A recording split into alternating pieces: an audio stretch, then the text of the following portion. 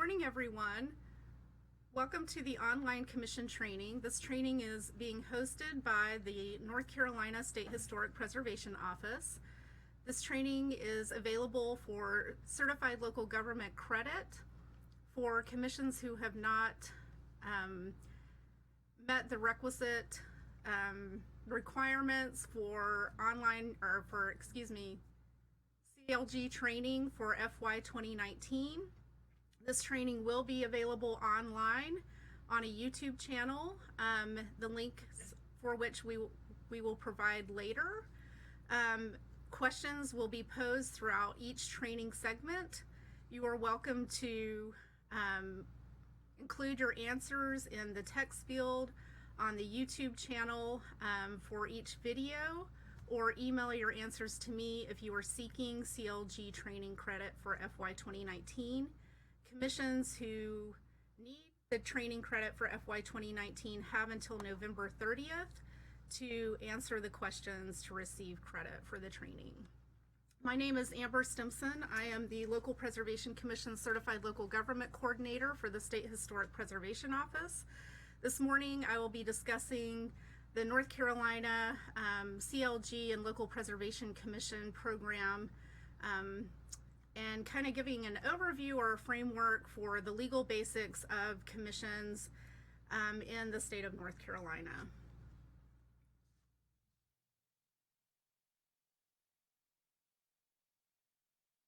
So the history of preservation in the United States can really be traced to the initiative of one woman. Her name was Anne Pamela Cunningham.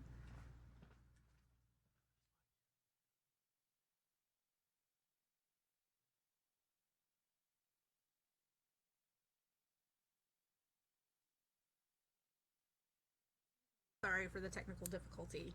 Who in the 1850s received a letter from her mother, who was traveling up the Potomac River by steamboat, and looked over and noticed Mount Vernon, and that it was in a state of disrepair.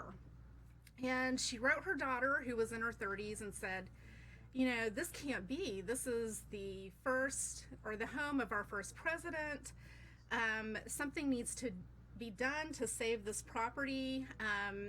And she really kind of inspired and encouraged Anne to begin a movement. And so Anne sent out letters to women in 30 states throughout the South and the East of the United States, and encouraged them to raise money in their states to buy Mount Vernon from its current owner, who at the time was John Washington. The women raised $200,000 and bought 200 acres, thus beginning the first efforts of preservation in the United States. The Mount Vernon Ladies Association is the oldest preservation organization in the United States, and Mount Vernon is a property that has been open since 365 days a year since 1859, when it was purchased. Their efforts inspired other people to form organizations and to seek the preservation of cultural and architectural resources that were important to American history. These are just a couple of examples of other organizations that were formed after the Mount Vernon Ladies Association. These efforts then led to public preservation efforts that led to legislative action. So in 1906, it begins with the Antiquities Act, and then kind of comes to a head with the passage of the National Historic Preservation Act in 1966. But prior to the passage of the National Historic Preservation Act, we have, there's a couple of things that are going on in the 1950s that really kind of set the stage for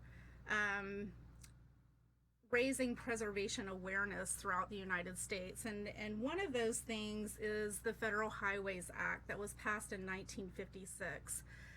With the construction of these large interstates and federal highways, many areas throughout the United States that were considered blighted were demolished. A lot of communities in lower income areas were bisected, and many people were displaced as a result.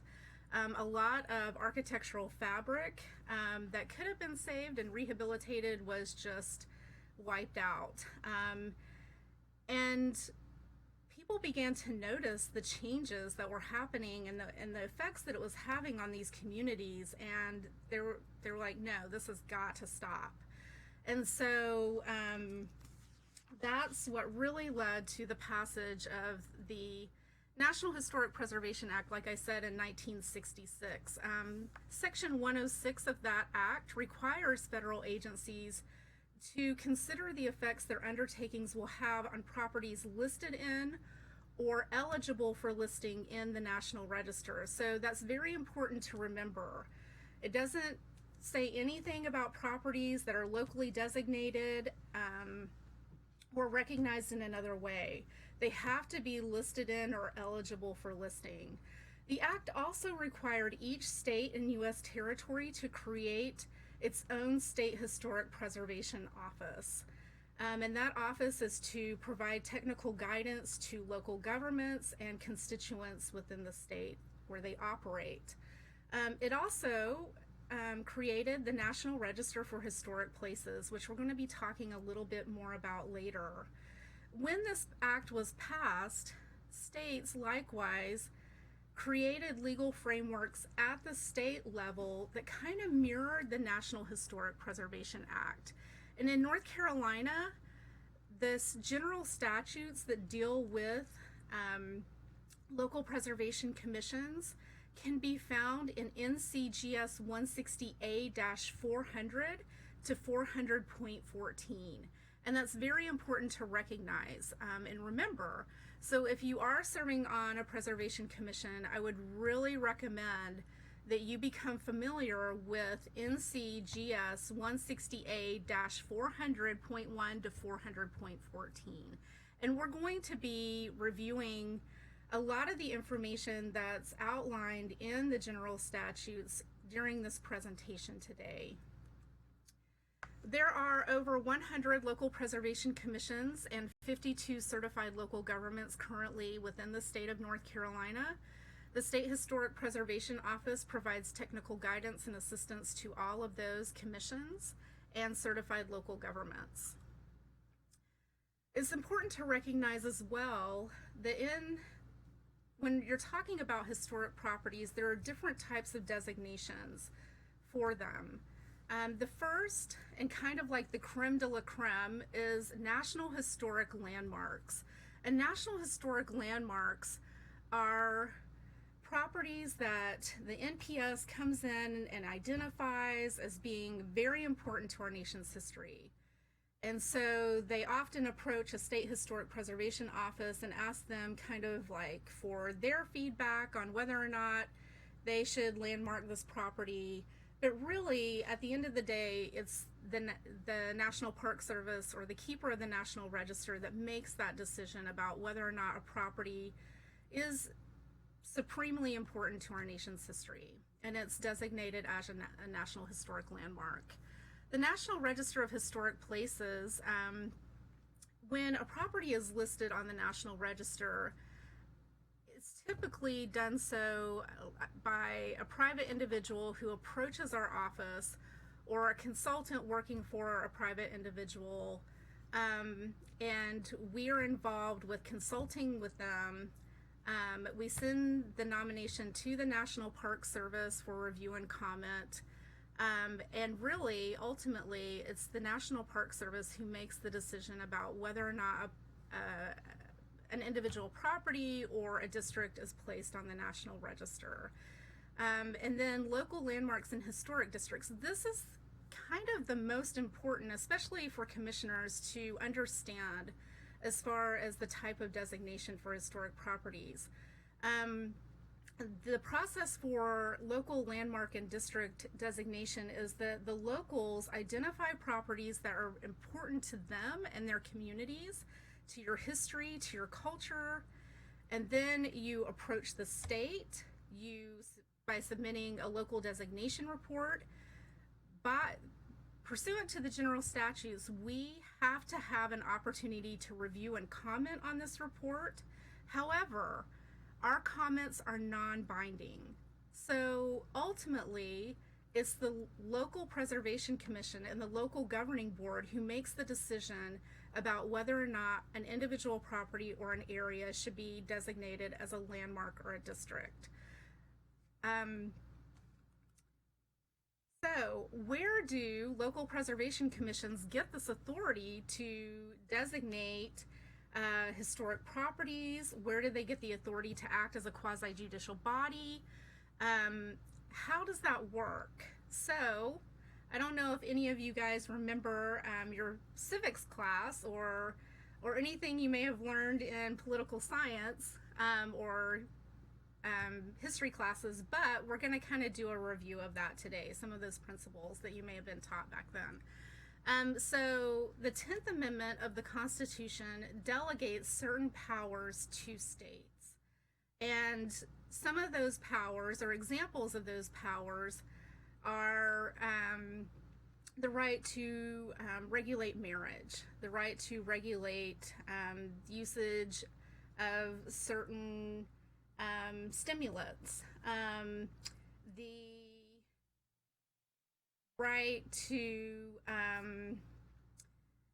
create certain taxes and to regulate certain like gas in a certain way, gasoline. Some of the powers that the feds have that locals don't have or states don't have is the right to declare war, the right to print money. So in the state of North Carolina and in many states throughout the United States, the state then takes certain powers and delegates them to local governments. And they do that through enabling legislation, which we talked about earlier. And the 10th Amendment, those powers that are delegated to the states and then on to the local governments is called police power. And police power is the ability to attend to, protect, regulate, and promote public health, safety, and welfare. So what are some examples of local governments exercising police power? Well, here are a few for your consideration. Public health regulations, building codes. You wouldn't want to walk into a building that had not been inspected because you wouldn't know if it was sound or safe to enter the building. Zoning ordinances, subdivision regulations, pollution controls, environmental regulations, and sign regulations. All of these, in one way or another, attend to protect, regulate, and promote the public health, safety, and welfare. Well, historic preservation ordinances are no different. They do the same. They work to the same end and serve the same purpose. And I want you to consider some of the ways that historic preservation ordinances do that. If you haven't already, this presentation has been offered many times in many different commission trainings, so you may have already seen this training. And if you have, wonderful, this is a great review for you. But again, I want you to consider how historic preservation ordinances are an example of police power. So if we look at 400.7 of the general statutes, it tells us how preservation commissions should be organized. So preservation commissions can have no fewer than 3 members. They can serve terms no greater than 4 years. The majority must have a demonstrated special interest in. So please note that it doesn't say professional experience, but a demonstrated special interest in education, history, architecture, archaeology, or related fields. So that could be public history, it could be real estate, things like that. And you must reside within the territorial jurisdiction of the commission you're serving on, or the ETJ. So within the city limits or the ETJ. And advisory bodies and committees are okay. So you can set up subcommittees like a research committee or an advocacy committee or a public relations committee as part of your commission. And then there are different types of commissions, and this is important to recognize as well. So historic preservation commissions typically are commissions that have the authority to designate not only individual properties as landmarks, but also areas of historic properties as districts. And then you have historic landmarks commissions that only have the authority to designate individual properties as landmarks. And then you have historic districts commissions that only have the authority to designate areas of historic properties as local historic districts. Planning boards can also serve as historic preservation commissions, although that can get kind of tricky. Community appearance commissions, that's something that kind of is a throwback to when the legislation first was adopted, and not something that we really recommend. However, it's your choice. The 400.8 discusses COA applications. So COA stands for Certificate of Appropriateness, just in case any of our listeners or our viewers are not aware of what that acronym means. And it specifically talks about why COAs are required, and the additional responsibilities that historic preservation commissions have in addition to reviewing COA applications. So a lot of commissioners, maybe not a lot since we've been doing some training, but there are some commissioners who focus on just the COA application review part of their responsibilities. However, there are so many more opportunities that commissioners have, and commissions as a whole have, to participate in preservation. One of those is to do surveys of architectural properties, historic properties throughout their communities, to recommend designation of individual properties or areas as landmarks or districts, to even purchase properties and to manage them and preserve them, and even to sell them. You have the responsibility to negotiate with property owners if a property is being threatened by demolition, to try to find different ways or alternatives to demolition, so that the property can be saved. 400.1. So right off the bat, the legislative language, our legislators tell us why historic preservation is important in North Carolina. And I love this. And I hope that it's something that you guys will remember and review often. The historic heritage of our state, it says, is one of our most valued and important assets.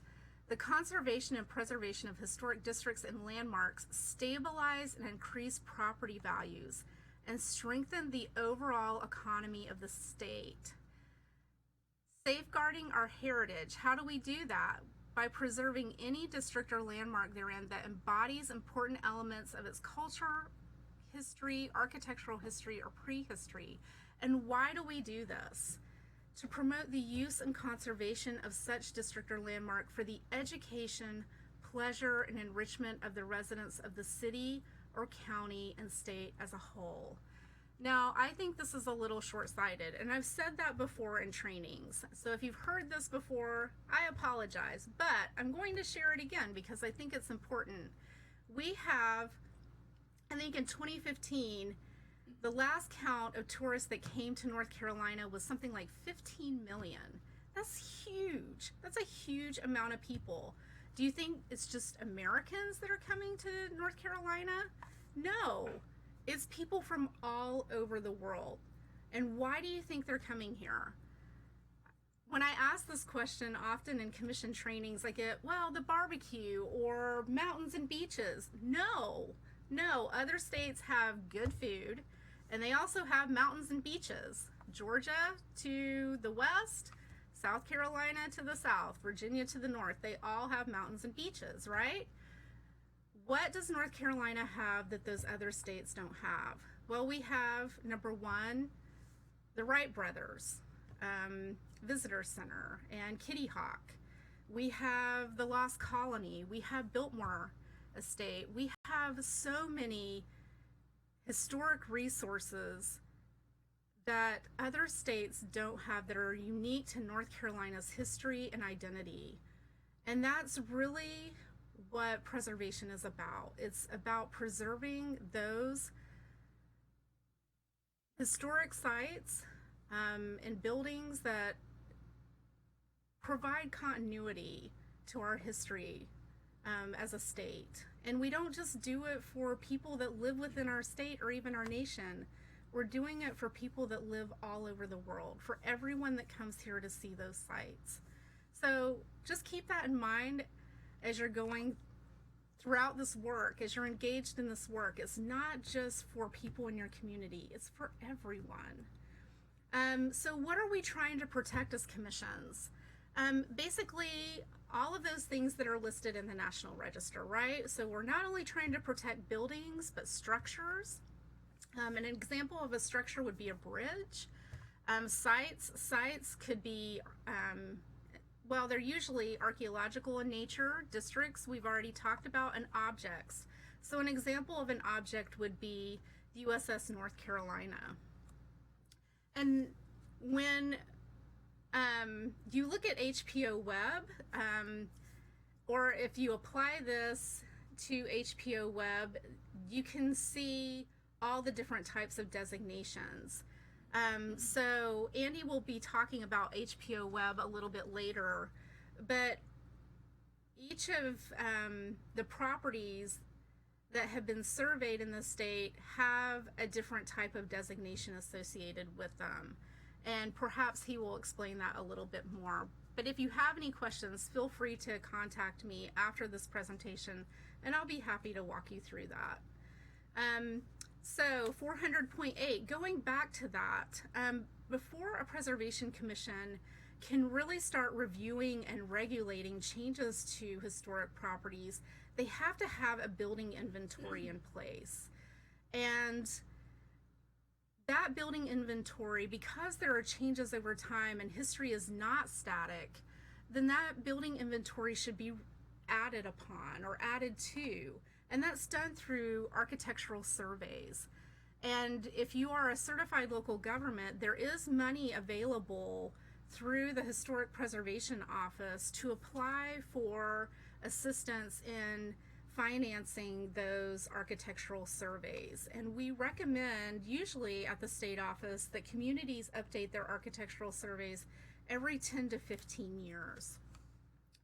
So one question you may want to ask yourself is, when was the last time our community did an architectural survey? Do we need an update? If so, I would recommend considering submitting an application for a CLG grant for this upcoming grant cycle. So when we're looking at historic properties, there's really two things that we need to keep in mind when we're evaluating them to try to see if they should be designated as landmarks or districts. And the first is special significance. Is this property significant because of its history, its architecture, because it's associated with a cultural event, or a historical figure? And if so, then the second thing you need to consider is integrity. Has the design been changed over time, or is it still the same? What about setting? Materials? Have there been changes to the exterior of the property? Did it once have clapboard siding and now it has vinyl siding? Feeling. If the person were to come back today that constructed the property or lived in the property, would they recognize the property?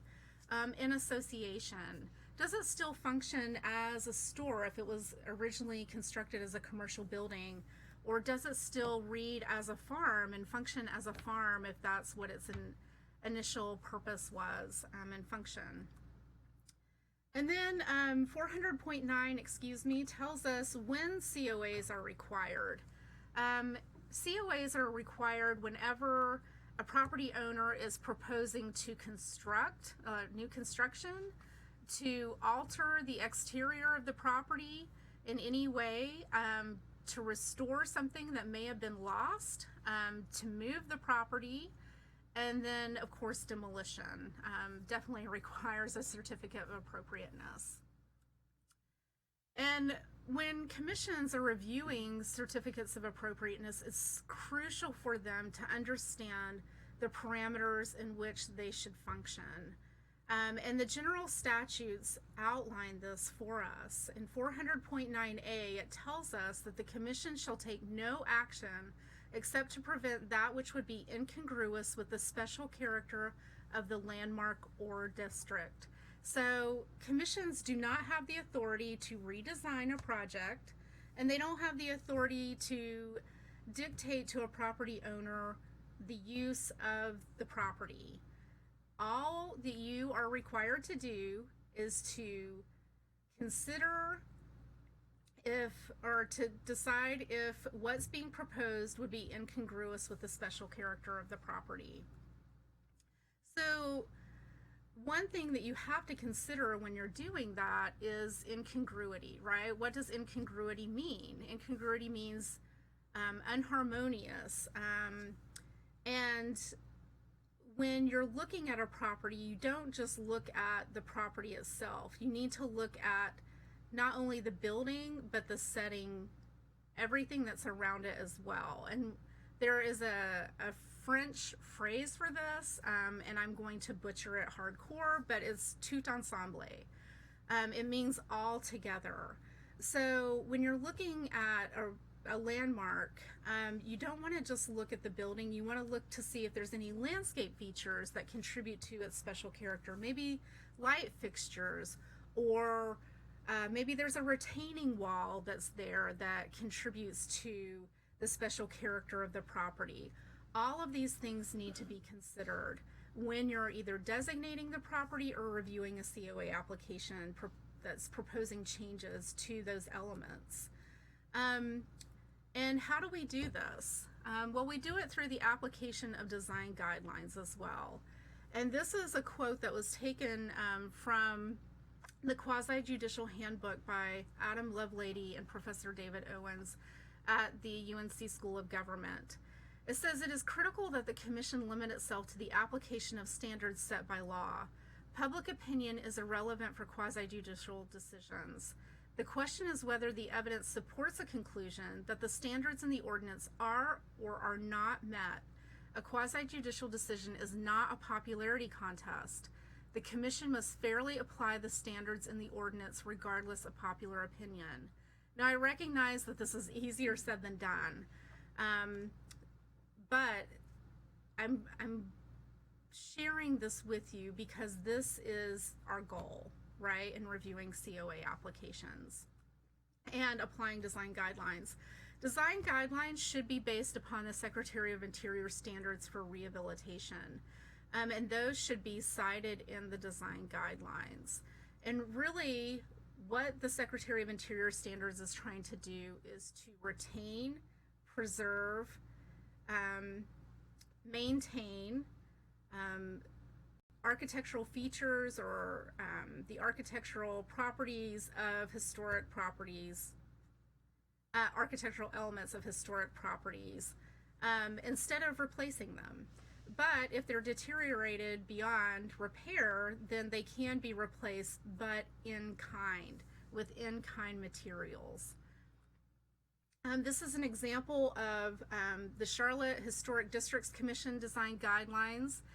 Design guidelines should feature an explanation about the district or landmark special character, and then provide a very clear map. This helps property owners understand if their property lies within the historic district boundaries or outside of the historic district boundaries, and that also indicates to them whether or not they'll need to apply for a COA if they want to do work to their property. Another nice feature of the Historic Districts Commission's design guidelines is that they outline the COA review process for their constituents. So there's no questions really about, well, what's the next step, or what should I anticipate will happen after I submit my application for review or it's heard by the commission. Design guidelines should include clear, attractive illustrations. They should be generic and user-friendly. They should be presented in a way that a layperson would be able to understand what they're looking at and what's expected. And so how do we use the design guidelines? Well, when we're trying to understand the context of a property and its special character, commissions really need to review the local designation report that was submitted and reviewed by our office that should discuss the special character of the property. They need to look at the designation ordinance that was adopted when the property was designated. And then they need to consider the design guidelines as well. And then you add that, well, to the COA application, right? So you're considering all of these things, and then you're looking at what's being proposed. And then you need to make a decision, well, is this congruous or incongruous with the special character? And you take the design guidelines or the Secretary of Interior standards for rehabilitation and you apply that to what's being proposed, so you can decide whether or not it's incongruous with the special character. I hope that makes sense. Precedent. I get a lot of questions about precedent. Well, the previous Preservation Commission made a decision about X, and so we have a similar case. Do we need to rule in the same way? Well, not necessarily. In fact, this quote by Professor Adam Lovelady and David Owens from the UNC School of Government from the Quasi-Judicial Handbook tells us a question sometimes arises about the impact of prior decisions. If the board last year made a special use permit decision on a project similar to one now under consideration, must the outcome be the same as that prior decision? Did the prior decision set a binding precedent? Here's the answer. It did not. Each individual case must stand on its own merits. Subtle differences in facts can lead to different results in similar cases. I hope that you find that helpful if in the future you have a question about precedent. Moving on to 400.9 of the general statutes, it tells us that prior to COA enforcement, commissions must have two things in place. They must have design guidelines, or they must be using the Secretary of Interior standards for rehabilitation, and they have to adopt rules of procedure before they can do anything. The third element or component of that is they have to have a current building inventory.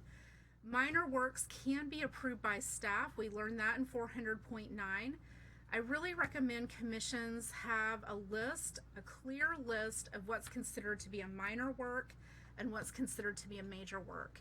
Major works can only be reviewed by the commission, not by staff.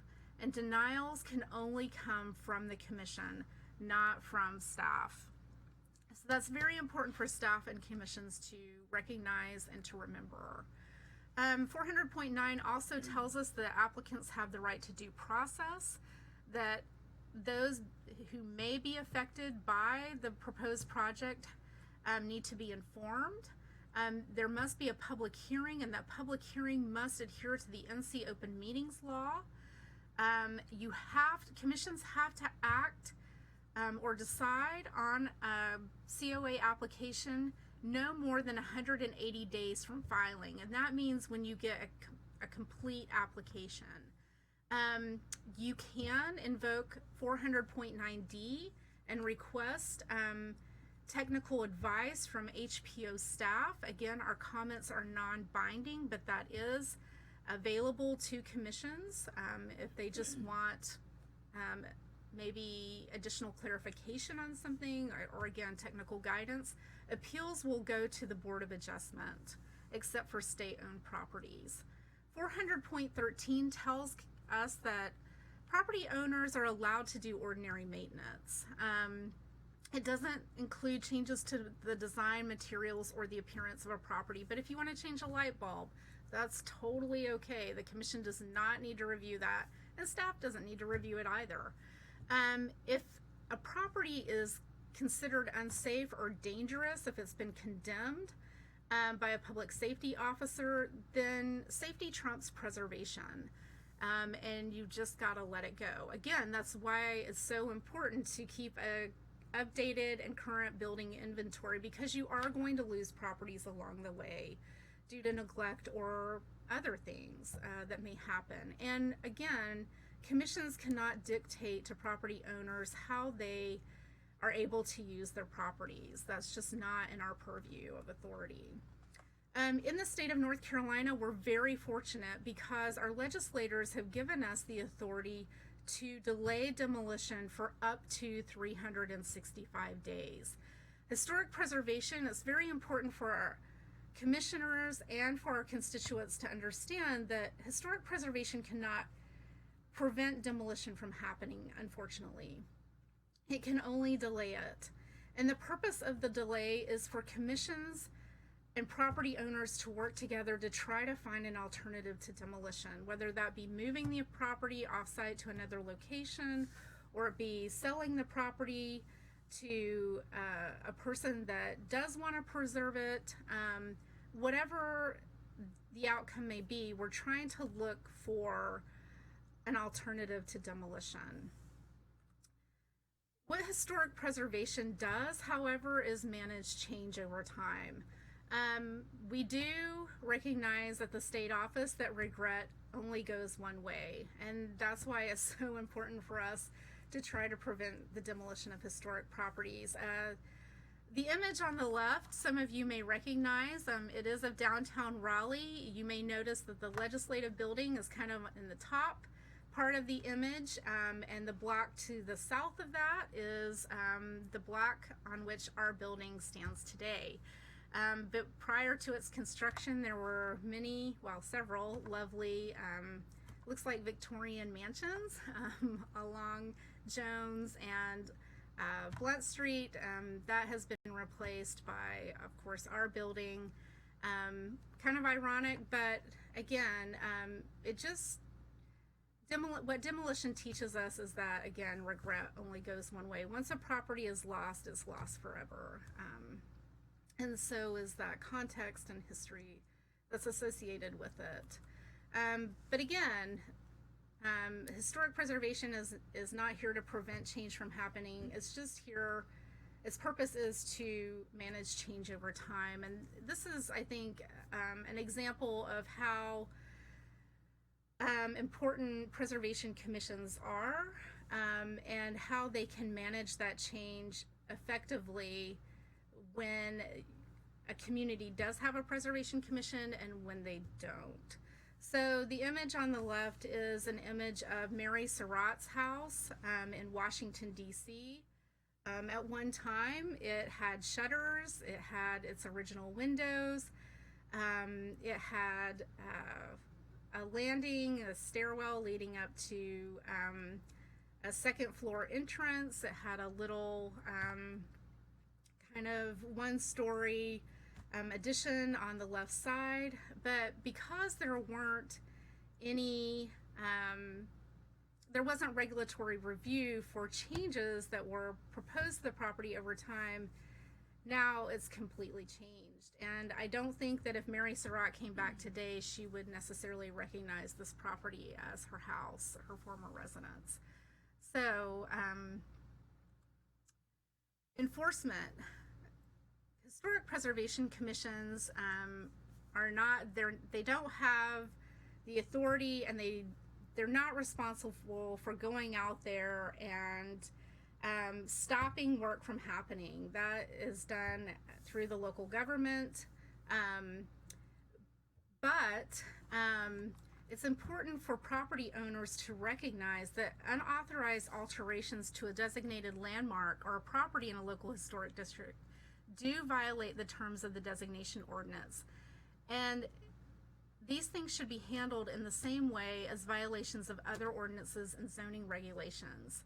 If If a designated landmark or property in a local historic district is or is about to be altered, removed, or destroyed, and the owner has not obtained or complied with the COA, the Commission may seek a court order to prevent or correct the unlawful act. Remedies may also include fines and jail sentences. I'm not encouraging jail sentences by any means, but that is something that the Commission can seek if they choose to do so. So quasi-judicial actions. This is also discussed in 400.9C and D. If you have any question whatsoever about whether or not your commission is a quasi-judicial body or should be operating in that capacity, please refer to this legislation, because you are. You do have that authority and you should be acting in this manner.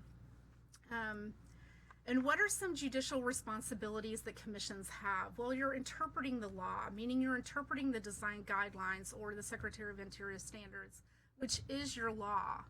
You're assessing evidence that's being presented in a COA application. The commission chair should be controlling the courtroom proceedings. And then your ruling should be impartial, fair, and objective. Here are, when you're comparing a tribunal board or the responsibilities of a judicial board to local preservation commissions, they're very similar. Both review cases, both listen to evidence and testimony. Local preservation commissions follow and establish rules of procedure, and you have to adhere to the NC Open Meetings Law like we discussed before. And then you make your objective findings based on design guidelines or the Secretary of Interior standards. Each of you should have different roles and responsibilities. Staff, hopefully you understand your roles and responsibilities, but if not, they're outlined here just in case. And I know that you wear many hats, and these are just a few of the things that you're responsible for. But when it comes to commissions and your commission work, these are some things to be aware of. Commission chair, you should be facilitating communication among your commissioners. You need to understand the rules, remain impartial, and then seek contributions from all participants. Commissioners, you need to be prepared, be on time. I know that's not always easy, especially when we get caught in traffic or we're running late from our day job. But please try to make a conscientious effort to do so. Be present mentally and physically, and be professional. Meetings versus hearings. Some people have questions about this. The purpose of public meetings really is to conduct public outreach, provide information, and then allow the public to ask questions, and then for the commission to provide answers. Public hearings are different. They are based on rules of procedure and process and should be supported by a local ordinance. NC Open Meetings Law just basically says that all meetings have to be open to the public. Everyone is entitled to attend. No one can be excluded. A public body is two or more people on the commission who have been tasked with these quasi-judicial responsibilities. Official meetings can occur over the phone, through a webinar, so it's very important that you're careful about participating in ex parte communication. That's something that you don't want to do. In all meetings, a full record should be kept of those meetings, and you want your meeting minutes to be as accurate as possible in case there's any questions about the ruling or determination, or it's appealed at a later time. So we just mentioned ex parte communication. These are some examples of ex parte communication. Discussing the case with a neighbor, maybe talking about it through an email, briefing staff prior to a hearing, a board member meeting with a developer, or discussing the case on social media, which I hope none of you have done or have considered doing, but if you have, please don't do that. And the reason why ex parte communication is so important to recognize and to avoid is because the persons affected by a decision have the legal right to hear all of the information presented to the board members. They have a right to know all the facts being considered by the commission. Therefore, members of the decision-making body are not allowed to discuss the case or gather evidence outside of the hearing. Only facts presented to the full board at the hearing may be considered.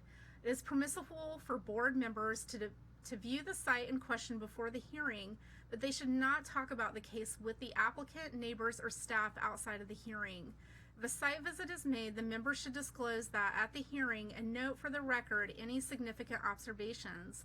If a member has personal knowledge about a site or case, the member should disclose that at the hearing. And again, this is a quote taken from the quasi-judicial workshop that Professor David Owen presented. Conflicts of interest. We get a lot of questions about this as well. And this is what I want you to consider, and this is the standard by which I want you to measure conflicts of interest. The question is not whether the commissioner is able to vote impartially. The question is whether the potential conflict is enough to create a reasonable doubt as to whether the commissioner will vote impartially on the merits of the case.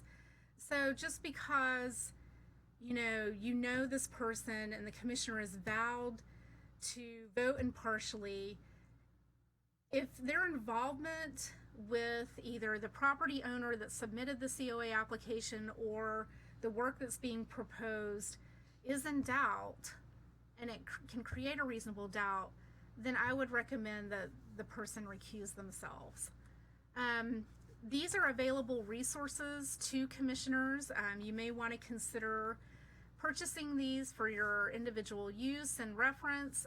Again, the Quasi-Judicial Handbook by Professors Owens and Lovelady is an excellent resource. I refer to it quite often and recommend others do the same. But these are available to commissioners. Always remember when you're making a decision that courts, especially the Board of Adjustment, is going to have a hard time evaluating actions where no logical reasons are given. And they will not tolerate findings or conclusions based on opinion, feeling, or sentiment. You have to back your findings up with the design guidelines. In reaching decisions, always stay clearly within the area of your responsibility outlined in your ordinance. In addition to commission trainings that are offered by the State Historic Preservation Office, the National Alliance for Preservation Commissions does provide what's called CAMP training. That's Commission Assistance and Mentoring Program trainings. You can apply for funding through our office to host one of those trainings. I highly recommend it. CAMP trainings are a wonderful resource and an opportunity to hear from professionals in historic preservation outside of North Carolina, meaning people other than staff at the State Historic Preservation Office. I mentioned earlier that there would be a question for credit in each of our presentations today. This is your question for credit. Which of the following is not a criteria for establishing a local preservation commission? A, rules of procedure. B, building inventory. C, no fewer than 3 members. D, Secretary of Interior standards or design guidelines. E, commissioners must reside within local historic districts or landmarks. Please email your answer to me directly, or put your answer along with your name and the commission that you're associated with in the comment box for this presentation on the YouTube channel, which a link will be provided to you following this, following the training today. So, and you have until November 30th to complete this for credit. If you have any questions, this is my contact information. I'm happy to answer any questions you have offline. And that concludes my presentation for today. Thank you for joining us.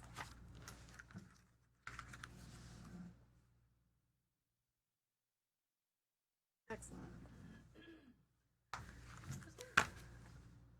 And I almost ended on time.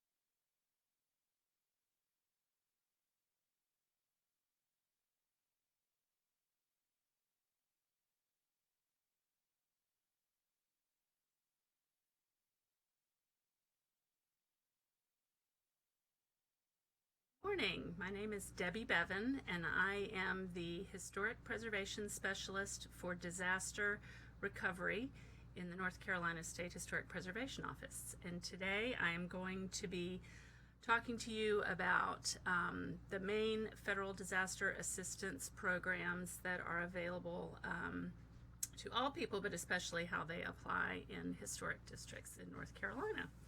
So we will get started.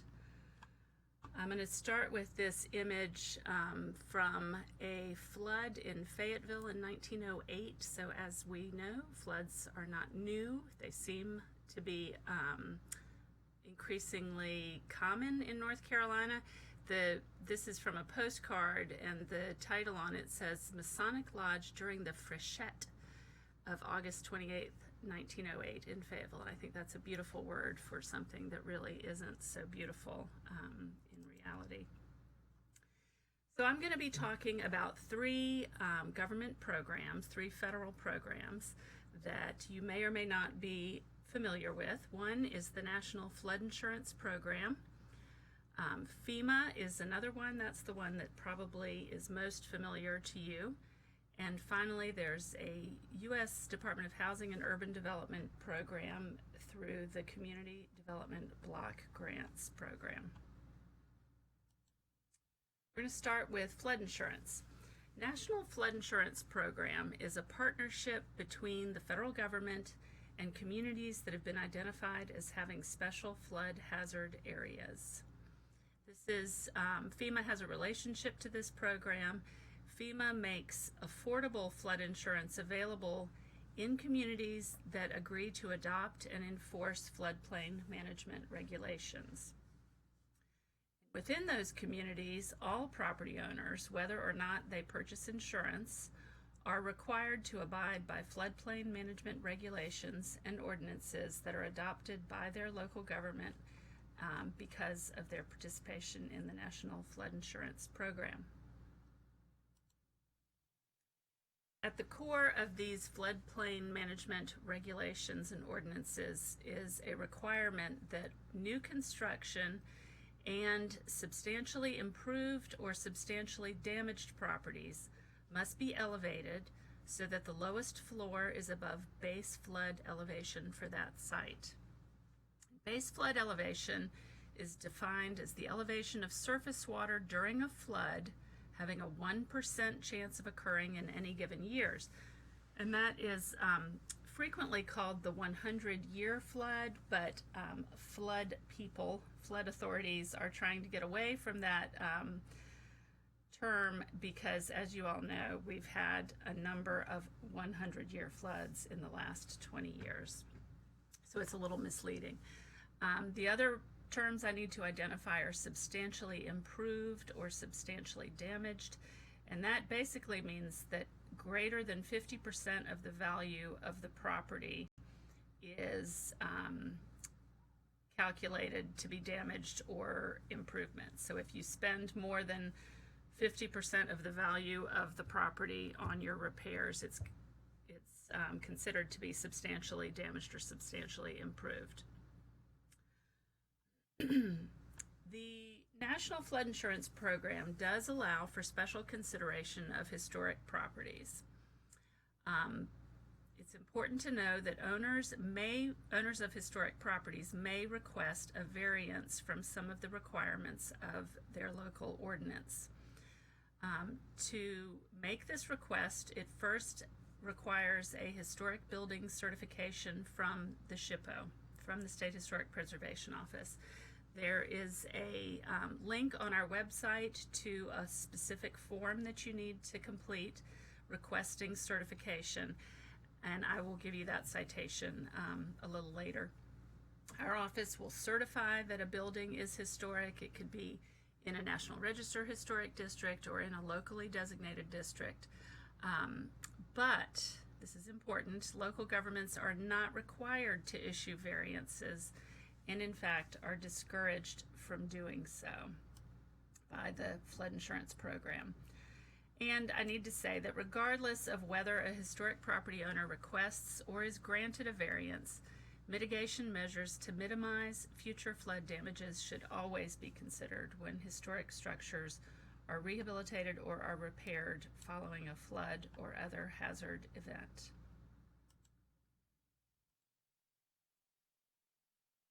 Can determine you can find out a lot of information about flood risk in your area and for your particular property by going to the North Carolina Flood Risk Information System. My colleague Andy is going to demonstrate this in his presentation, which will follow mine, but here is the web address for it, and you can search by address and you'll find out your base flood elevation, your estimated risk, estimated damage in a flood, and you can get flood insurance quotes. And here also is a link to our website, and if you go to our disaster response section, you'll find the application for historic building certification. And finally, it's important to contact your local floodplain administrator for questions about the particular ordinance in your community. So the Federal Emergency Management Agency, it's part of the Department of Homeland Security, is the agency that we think about first when we hear of a hurricane or other major disaster. FEMA assistance is triggered by a presidential declaration of a major disaster. I don't know if you any of you live in areas that were affected by Hurricane Dorian, but recently, the way that process worked was that local and state agency people assessed damage, made an estimate of damages, and made a request to the president for a declaration of a major disaster. And that was granted only partially for Dorian, but I will get a little more into that in a bit. Now, there are three main components to FEMA's assistance, three different ways that they provide assistance following a disaster. First is individual assistance, then there's public assistance, and then there's hazard mitigation, and I will be talking about all three of these programs now. Individual assistance is intended to address damage to residences and businesses or personal property loss. It includes disaster housing, which is temporary housing immediately following a disaster. That might be in a motel, or it might be FEMA sometimes installs temporary trailers for people to live in. Individual assistance also includes low-interest disaster loans from the Small Business Administration, which was surprising to me when I learned that, because I thought that the Small Business Administration would only provide assistance to businesses. In this situation, you can apply for an SBA loan to cover uninsured property losses to homes or businesses. And these loans do have income and repayment requirements. Finally, individual assistance includes disaster grants, which are for those people with no other financial resources or who are unable to qualify for an SBA loan. Public assistance, and this is the only kind of assistance that North Carolina will be getting for Hurricane Dorian, is intended to be used for infrastructure repair, public facilities, and debris removal. And it generally pays for 75% of approved costs, so this kind of funding requires a state or local contribution. This third main program is hazard mitigation, and hazard mitigation's purpose is to encourage disaster victims and public entities to avoid the life and property risks of future disasters. This is the future planning component of FEMA's work. And their focus is the acquisition and demolition of chronically flood-damaged houses in flood hazard areas. These are the houses and buildings that get flooded over and over again. The other way they mitigate future hazards is elevating buildings above base flood level. And my colleague John is going to be talking a little later about the many issues that are raised by elevating buildings. There's lots of tricky issues, especially in historic districts, but even when they're not, like this one, the questions you want to ask are, how high does the house have to be raised, and is it livable at its new height? How is the foundation going to be treated? How will you access the house? Can you use landscaping to soften the appearance of the foundation? And most importantly, for the purposes of certified local governments and historic preservation commissions, how does the elevation of one house or many affect the streetscape of a district? Finally, I'd like to talk about a disaster recovery program that some of you may not have ever heard of before. This is from the U.S. Department of Housing and Urban Development and its Community Development Block Grant Disaster Recovery Funds. It's sort of a mouthful. CDBG funds have long been used to encourage redevelopment in communities, particularly focusing on low and moderate income housing. But there is a special kind of CDBG funding specifically for disaster recovery, and it has been a big part of North Carolina's disaster recovery programs in recent years. The focus of CDBG funding for disaster recovery is on long-term recovery efforts. It's intended to address unmet needs, to supplement and fill gaps. The funds must be used for necessary expenses related to disaster relief, long-term recovery, and restoration of infrastructure, housing, and economic revitalization. Last resort funding, new applications for CDBG disaster recovery assistance are still being received for Hurricane Matthew, which occurred over 3 years ago. Similar to the FEMA programs, HUD funding is broken down into 3 different sections. There's housing recovery, which includes activities that lead to restoring and improving the housing stock, including both rehabilitation and new construction. Community recovery and infrastructure, which are activities that rebuild or replace impacted infrastructure. Examples of that include road and bridge repair, water and wastewater facilities, and buildings for the general conduct of government, like public buildings, community centers, libraries, and schools. And finally, HUD has just published notice of $168 million in disaster mitigation funds, which will be primarily used for community recovery for North Carolina, which should become available in mid-2020. This is the first time that HUD has allocated funds specifically for mitigation, which has traditionally been under the purview of FEMA. The State Historic Preservation Office plays a role under Section 106 in these federal disaster recovery programs. Amber mentioned Section 106 of the National Historic Preservation Act to you, which directs federal agencies to identify historic properties, determine if they will be affected by a federal undertaking, and consult with the SHPO on how to avoid or minimize adverse effects.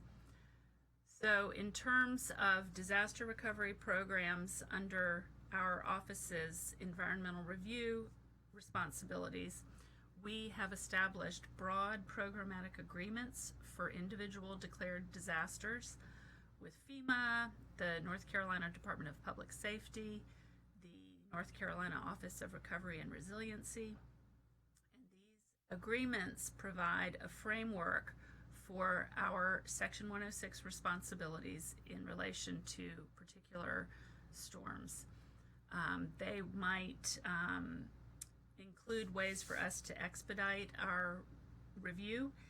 They might exempt certain activities which we know are not likely to affect historic buildings, and they lay out how we're going to consult with the federal agency to minimize impacts on historic buildings. We also conduct project-by-project review of federal disaster assistance activities and, as I said, consult to minimize adverse effects to historic properties. And we try to assist in planning for future events so that aid can be delivered more efficiently in the future. The Certified Local Government and Historic Preservation Commission can also play a role in some of these disaster assistance programs. Before a disaster ever happens, you could consider amending your design guidelines to address elevations. You could educate homeowners about storm prep and floodproofing options. And after a disaster, you could provide guidance on repairing and drying out historic buildings. And of course, you'll need to review and issue certificates of appropriateness for the elevation, renovation, or reconstruction of properties in your local historic districts. Amber mentioned we are giving quiz questions throughout our presentation today. This is to enable you to get credit for training.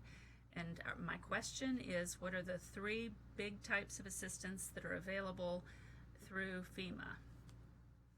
And you can email your answers to her, or you can include them in the notes, the comments on the YouTube presentation.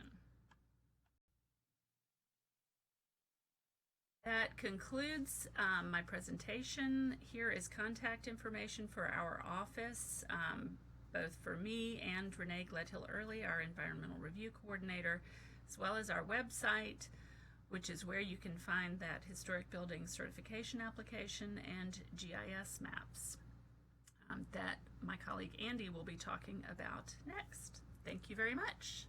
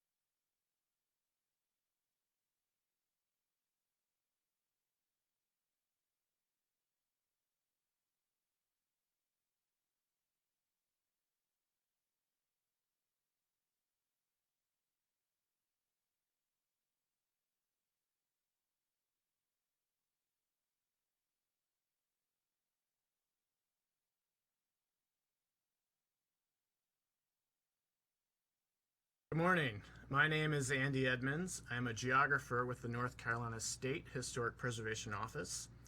Some of you in the audience may know my name, but probably others of you are familiar with a project that I've been working on for the last 8 to 10 years, which is HPO Web. HPO Web is the SHPO's web mapping application, which shows the locations of about 125,000 historic resources across the state, and it's used in a number of different ways. As a geographer, I assist the branches of the SHPO office in several different ways, both in analyzing their spatial needs and the data sets that they need in order to create the map and sort of locations that we keep track of, historic resources, both the buildings and sites across the state.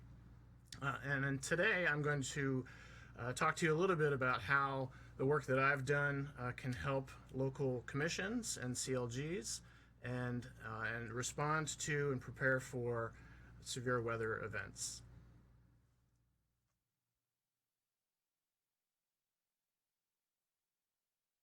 So the first website that I want to talk about today is a flood map from the state of North Carolina. Debbie referenced this earlier. You may notice that the URL is slightly different than the one that she included in her presentation earlier, but it essentially gets you to the same place. And it's a website that is quite useful, especially for finding out information about particular properties. And there's a search. When you open up the website, there's a search function right here that allows you to add in, type in an address, which I am going to type in an address in Morehead City. Notice that like many other websites in which you include an address, you can begin typing an address and it will find a match for you or several matches for you. 208 South 8th Street in Morehead City is the property that I'm interested in. This CLG training was originally scheduled to be in Morehead City, and we had to avoid it because of a severe weather event that happened the same day that we were scheduled to be there. And the location, 208, is a municipal building in Morehead City. And when you type in that address, it asks you to click on a single building for more details. And so I will click on this building here at the southwest corner of the property. Now you note the map shows you a number of different data layers. These include both the streets that are surrounding the area, building footprints, and then there are some colored areas that include both flooding area of the 100-year flood and the 500-year flood, as Debbie talked about earlier. And those are actually somewhat misnomers. It's not a one chance in 100, but rather, or it's not a one opportunity every 100 years, but rather a 1% chance in any given year of there being a flood stage event. And these flood maps they identify both the zone of the flood as well as the base flood elevation. And you can see there are white lines here separating what are base flood elevations for a single zone. This is all the blue parts are AE, which is the 100-year flood. But the part that is closer to the harbor is labeled elevation 8 feet. Where our building is situated is in this area called 7-foot elevation, base flood elevation, and then this is 6 back here. The yellow parts are the 500-year flood, or more accurately, it's a 0.2% chance of flood stage in any particular year. And this website provides quite a bit of information. If you scroll down a little bit, you can see a lot of this information repeated. The flood zone is AE, the elevation is 7 foot. They provide some information about a kind of insurance you might expect to pay, and based on the values of the building and the contents of the building. And these numbers you can change yourself to see how the flood insurance rate might change based on the value of the building. And you can also see nearby stream gauges this would be especially useful if you are in the midst of an event and you would like to kind of see how the flooding is going in a very immediate vicinity to where your property is located. If you click on the View Details button, this opens up a slightly larger view of the same website with all these information buttons at the bottom. You can click on any one of these icons in the corner of each section to pull up slightly more data about the property. So here we see it's a 7-foot base flood elevation. It's located in the town of Morehead City. Here's your zone. And all of this information is coming from what FEMA uses their flood insurance rate map. There's a panel number for that flood map, and the blue and the yellow on the web map is it's a kind of a digital representation of their legal document, which is the flood map itself. You can access that flood map by clicking on this icon of the PDF.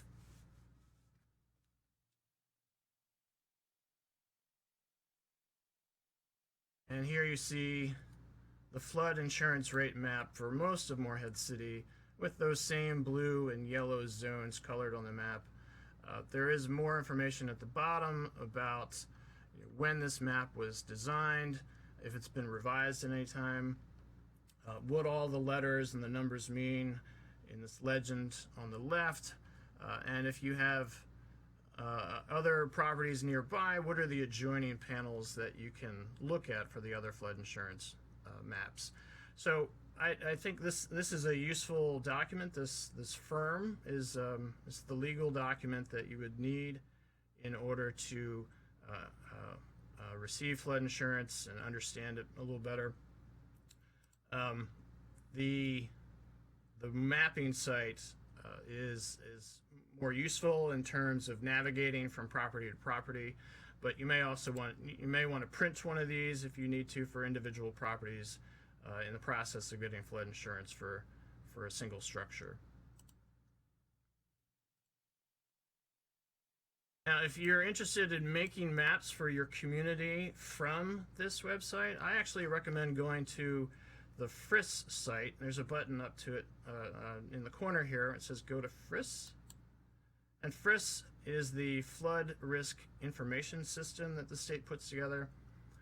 You can see you can choose North Carolina from this location.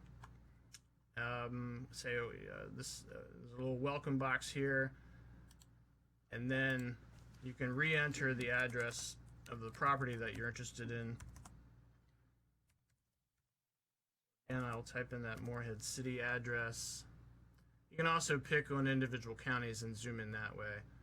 But if you know a particular property, you can type its address right from that box.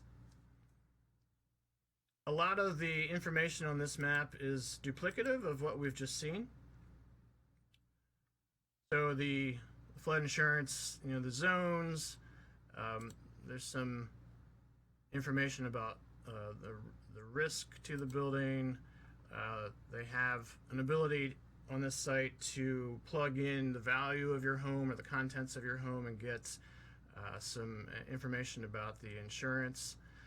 But what I kind of like more about this site is the ability to turn on and off layers, so that if you want to make some maps, or even if you just want to screen capture what's on this screen to drop into an email to your constituents or whoever else, that this is a slightly more navigable site for creating a more customized map that you might be creating for yourself.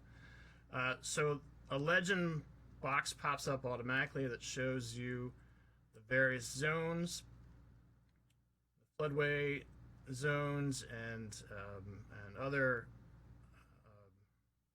zones that are protected by levee, for instance. I'm not sure if we have any of those in North Carolina, but there are a variety of different kind of 1% and 0.2% flood insurance or flooding in North Carolina. If I close that, this one icon here that sort of looks like stacked squares, that is a layer list. And you can turn on and off the various layers as you wish. So if you want to create a screen capture for an email or a document that you're working on, but you don't want to have the background image, say, you can turn that off with this imagery button, and now you're left with just the building footprints and the flood zones. Maybe you don't want to see the flood zones immediately. You want to give people a sense of what the buildings are without complicating the image. You can do such things as that. If you zoom in a little bit, you can also turn in this building footprints layer here. We've got most of the building footprints included in this one checkbox, which is building footprints with risk.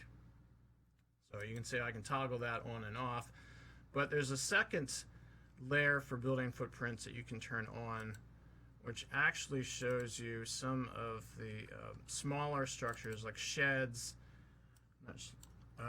outbuildings. So for instance, if you look in this area where I'm circling with the mouse, you can see some additional buildings. These are smaller structures that are not in the other layer. So that gives you a sense if there are any other structures that might be impacted by the flooding in your town. So this is just one site. There are a multitude of websites that you can visit that provide maps or downloadable data sets that you can use to help prepare for and respond to severe weather events. This is one that the state provides. I think it's quite useful. I'm going to show you now something that we've been working on in the Historic Preservation Office. And we will provide links to these various websites in communication that we send out. So don't feel the need to kind of try to write down all of this URL up here, which is quite lengthy. One thing that you can do is you can go to our website, HPO, the HPO website, and we have a link to this particular landing page for the maps that we produce from our office. And this is new for us. This is only in the last couple of weeks have we designed a new HPO web. HPO web originated in 2011 when we first started delivering National Register GIS data online, and it has grown from that point. At the beginning, we had maybe 2,000 or 3,000 places shown on the map that were in the National Register.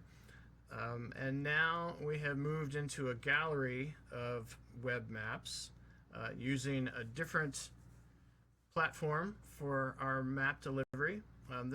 We are using ArcGIS Online as our platform.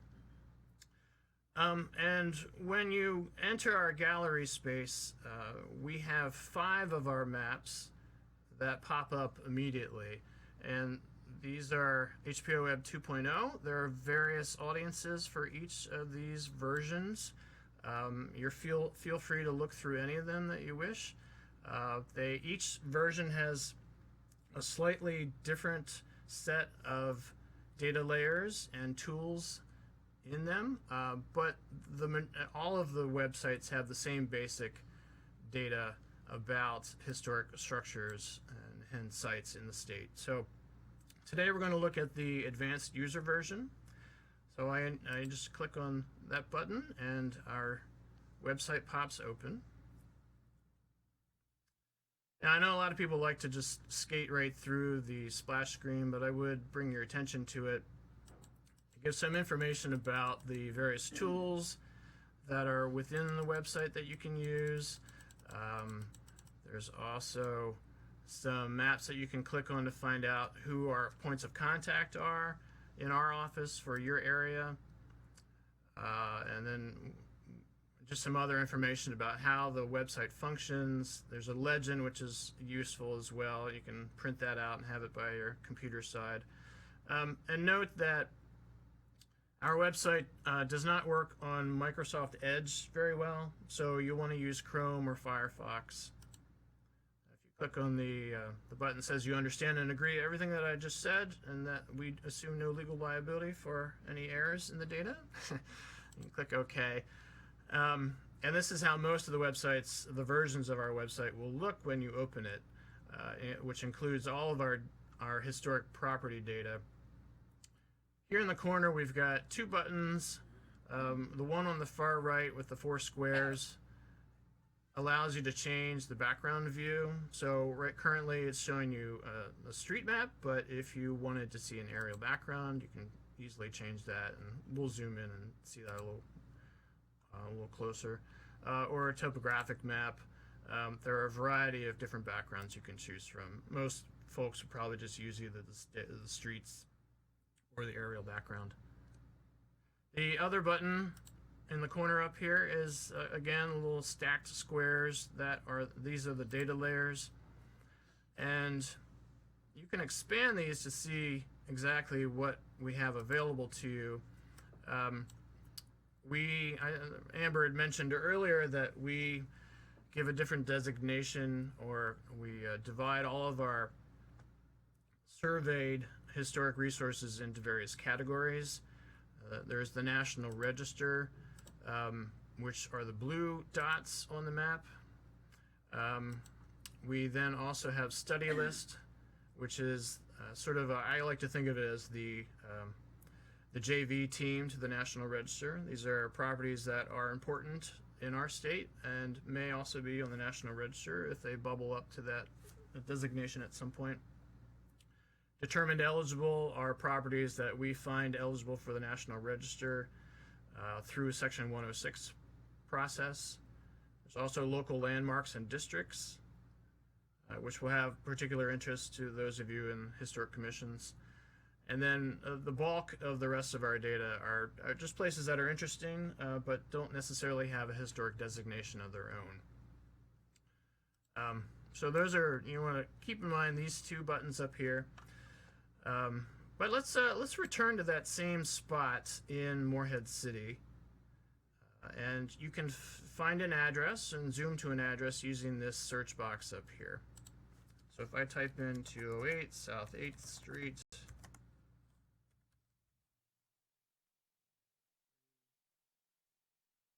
almost spelled it correctly.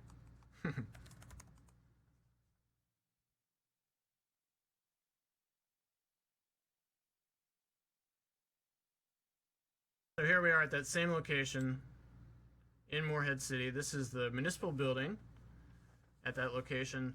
And this is, because it's blue, sits on the National Register. And because it's on the National Register, you can click on either the point or the boundary and get access to the NR nomination with this More Info button here.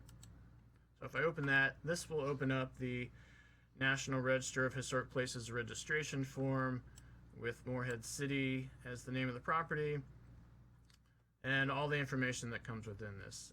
And this is particularly useful for districts when you're looking up whether a property is contributing or not contributing to the district. Of course, there's only one building here on this property, so it's a there must be two buildings because one is contributing and one is not. And there would be information about all of that within the rest of this document. So understand that when you're in HPO Web, any of the blue resources, the National Register resources, you will be able to find out information about those places on their nomination forms.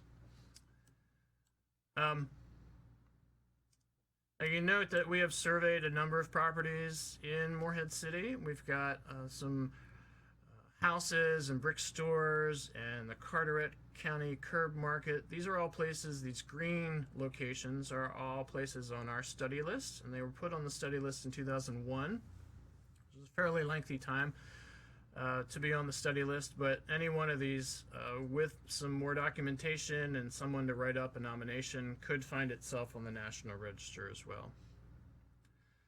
I've asked us to use the advanced user version this morning because I want to show you a couple of tricks that you can use in the advanced version that you can't use in the general public version. And I'm going to go through these fairly rapidly, but understand that in YouTube you can certainly hit the pause button.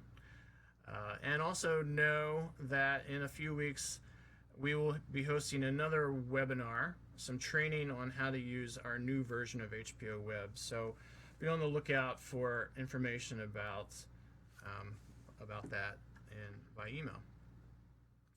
So down here, I'm going to click on the Advanced Tools button.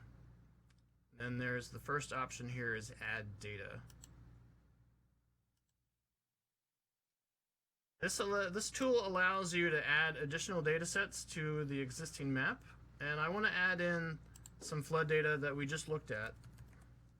So I'm going to type in flood just as a keyword, and the first option is FEMA flood zones.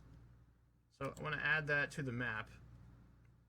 I'm going to minimize this little tool for now, and I'm going to turn off, well actually no, I'll zoom out a little bit. It's a little tougher to see here, but the same shapes that we had for the flood zones on the other maps that we've looked at so far are repeated here. It's the same data set. So we have zone AE with the various base flood elevation divisions, and then what was yellow on the other map is actually kind of a pinkish color or an orangish color on the way that we've brought it into HBO Web. And so why might we want to do this? Well, because we are interested in historic properties, we kind of want to see how our data intersects with the flood insurance information. So let's try it. Let's grab, zoom in just a little bit. I think we're interested in finding out, well, how many of these properties are within the flood zone? And let's learn about what the SHPO office has surveyed regarding them. So the tool that we'll use in order to accomplish that task is to click on this red arrow. I'm just going to move this out of the way a little bit. This is a search function that allows us to look up properties by name or the SHPO site number or some other variables. What we really want to do is we want to look at the spatial extent of some of these resources. So we're going to use a spatial filter, and it is the default is to look at everything inside the map. But what we really want to do is we only want to return features or resources that intersect with the shape that we draw on the map. I'm going to select that. And then beneath that spatial filter, I have some options for setting a point, or drawing a line, or a box, or a shape that's many-sided, a polygon. And I can apply a buffer around it as well. So I could set a point and say I want everything within the 2 miles of that point. What I'm going to do this morning is just to draw a shape and say, tell me everything that's inside that shape. So I'm going to click on the polygon shape tool, and then I'm going to draw, just very roughly, I'm just going to draw a shape around this section of Morehead City, and collect all of the resources that are within this shape. And in doing that, you might be a little more exacting around that edge, but since there's not much out here in the water, we can be a little less. If I can click. There we go. And then double click to end and say apply. And so it's shown 17 red arrows on this map pointing at each of the properties that are within that shape that I just drew. You can see a list of them here. They include, mostly houses, hospital, a former hospital, the Morehead City Municipal Building that we looked at earlier, and some other places. And if you want a list of that, you can click on this ellipse here in the corner and then say export to CSV file, which is essentially it is essentially an Excel file.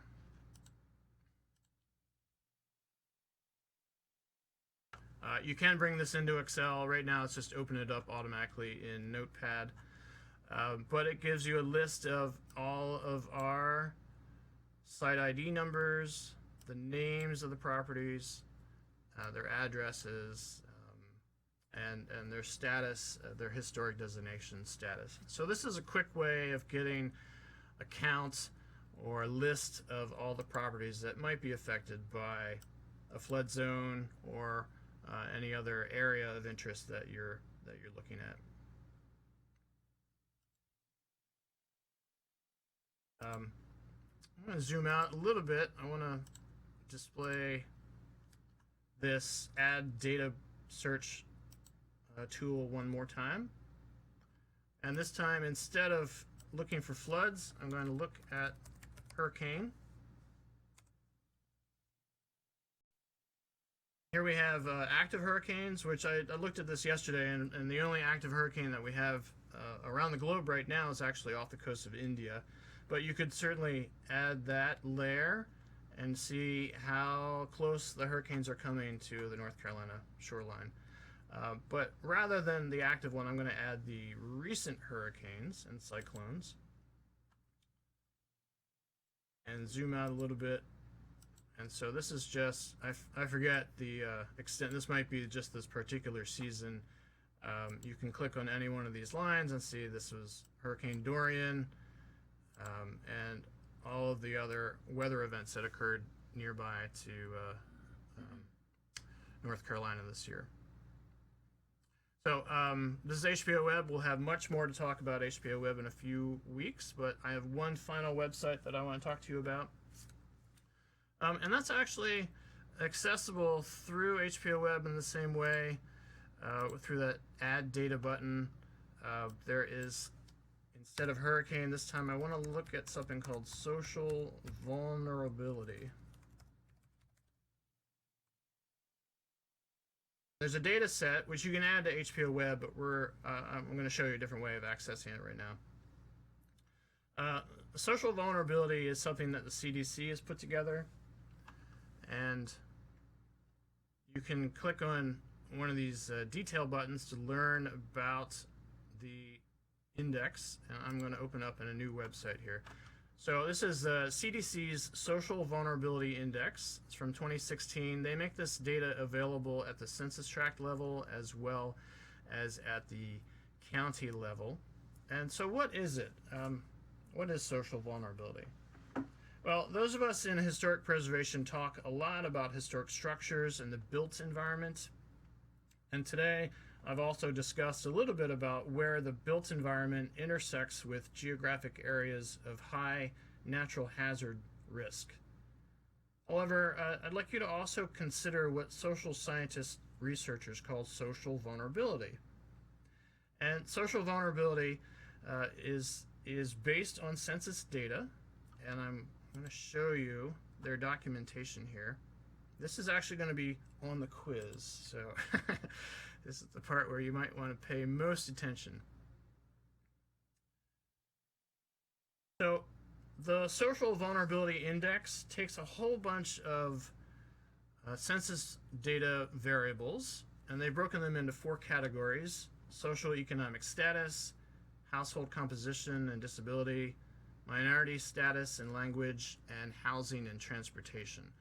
And they've taken variables that fall into these categories, such as poverty level, or are there presence of children in the house? Is there a presence of someone with a disability in the house? Do they speak English less than well? So probably a lot of native Spanish speakers would be in North Carolina. Is this a household that doesn't have a vehicle? Is it a mobile home? And they take all these variables and they crunch them together into a single overall vulnerability index. And so you can think about how different people respond differently to severe weather events, and not everyone can evacuate or does evacuate in the same way. So if you for instance, are a native Spanish speaker, you may not hear the messages on the radio about evacuating. Or if you have someone in your home who needs specific medical care or has a disability, it may be difficult for you to evacuate.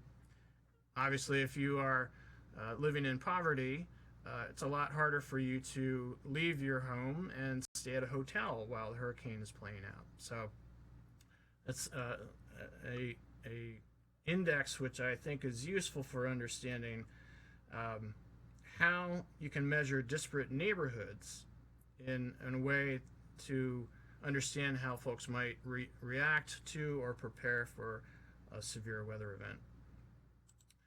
So if we go back to the site that has this information, it allows you to open up in a map a color coding of the index. And once again, we're going to zoom down. You know, instead of that particular address, we can just zoom to Morehead City. And turn on the layer. And I'll zoom out a little bit just to give you some context. I'm also going to, this ellipse here allows you to adjust the transparency. So let's adjust that just a little bit so you can see some of the town names underneath.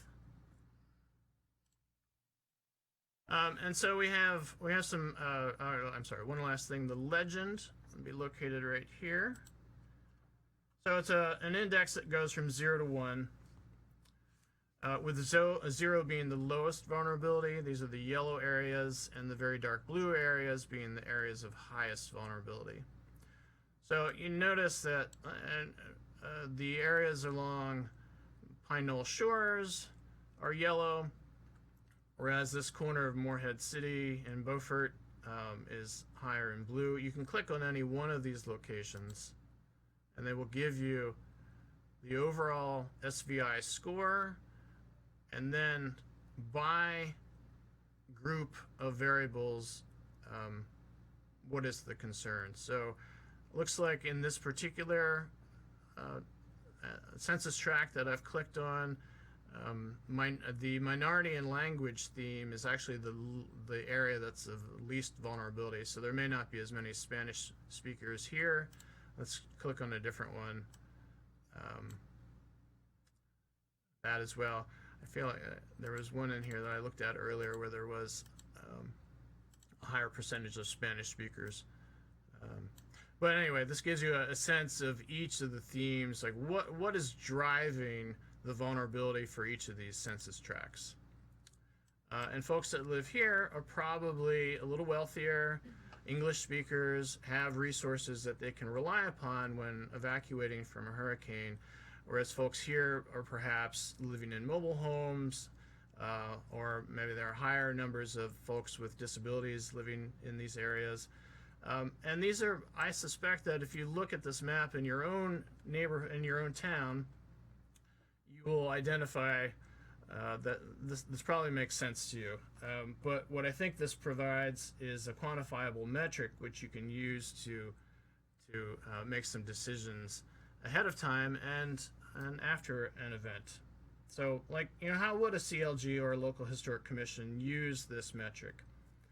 Well, if you're planning for a severe weather event, you might need to change how you do that if you knew that the majority of the residents in a particular historic district spoke Spanish. Or after an event, if the response includes elevation of structures, like Debbie had talked about a little earlier, it might be useful to know ahead of time if there are a number of residents that have disabilities or other ADA compliance issues. So this is just one more way of thinking about how to respond or prepare to a disaster event and other severe weather training. And let me throw up my contact information. So I'm happy to answer any questions that you may have. Feel free to give me a call or shoot me an email. And don't forget that we will be having some additional HPO web training in just a few weeks. So I hope this wet your whistle a little bit in terms of what you can do with our new site, and we'll have a lot more information about it coming up. So I thank you for watching, and I hope you've learned a little bit today.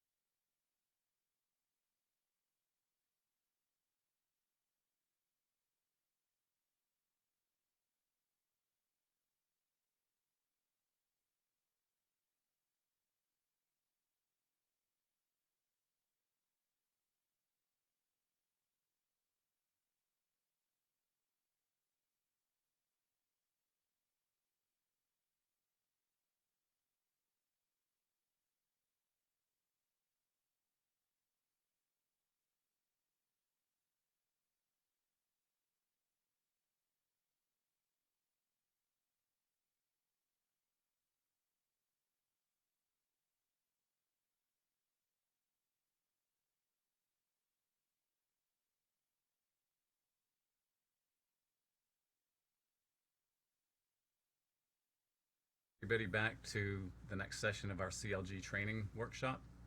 My name is John Wood with the North Carolina State Preservation Office. I'm a restoration specialist based in the regional field office in Greenville. And due to the number of increased catastrophic flooding events that we're seeing in the state and the need to address disaster response, recovery, and resiliency, I want to discuss today the elevation of historic buildings, as we're seeing that that's being proposed more and more frequently as we have to deal with these storms. One note of housekeeping before we get going: in the event of water emergency, your seat cushions can be used as a flotation device. I want to preface my remarks today by saying that we at the State Preservation Office don't currently have all the answers, although we hope to at some point. We're currently in the process of developing guidance for the elevation of historic buildings and hope to have that out and available to everybody sometime early next year. So my discussion today will be through the lens of adapting historic buildings to flooding and sea level rise, while making every effort to preserve the historic and character and integrity of the buildings and districts, and also protecting the lives and personal property of the property owners within. And that's really a very difficult balancing act. As such, many of the strategies that I'm going to talk about today are pretty conservative and lean towards the preservation end of the spectrum. Now, in developing strategies to address flooding, each property must be looked at on a case-by-case basis. And those successful strategies must be tailored to the unique architecture, layout, topography, and character of your community. There's no such thing as boilerplate or one-size-fits-all in this game. And that's the disclaimer portion of the building. So here you can see some of the things that we're dealing with. This is a property in Little Washington that has had some flood, and it's currently in the process of being elevated. So again, no boilerplate, no one size fits all. People really love stories, especially us history-minded folks. So what I wanted to start out today with is to tell you a story. And this is a story about a little port city on an island whose highest point was 8.7 feet above sea level. The year is 1900, and Galveston, Texas was a bustling city of nearly 38,000 people. The city's position on the natural harbor of Galveston Bay along the Gulf of Mexico made it the center of trade in Texas and one of the busiest ports in the nation. The city was the fourth largest municipality in terms of population in the state of Texas at the time, and had among the highest per capita income rates in the country. And at that time, it was known as the Wall Street of the Southwest. Then one day in September 9th, 1900 to be exact, an ill wind changed the course of history in the little city. The Great Galveston Hurricane made landfall south of Houston as a Category 4 hurricane with maximum sustained winds of 145 miles per hour. While crossing Galveston Island, the eye passed southwest of the city of Galveston. In addition to the winds, the hurricane brought with it a storm surge of over 15 feet that washed over the entire island. The Great Storm of 1900 was the deadliest natural disaster in the United States at that time, and even in history today. It destroyed about 7,000 buildings of all uses in Galveston, which included slightly more than 3,600 destroyed homes. Every dwelling in the city suffered some degree of damage. All the bridges connecting the island to the mainland were washed away, and the hurricane left approximately 10,000 people in the city homeless and resulted in 8,000 fatalities. Few streets in the city escaped wind damage, and all the streets suffered water damage, with much of that destruction caused by the storm surge.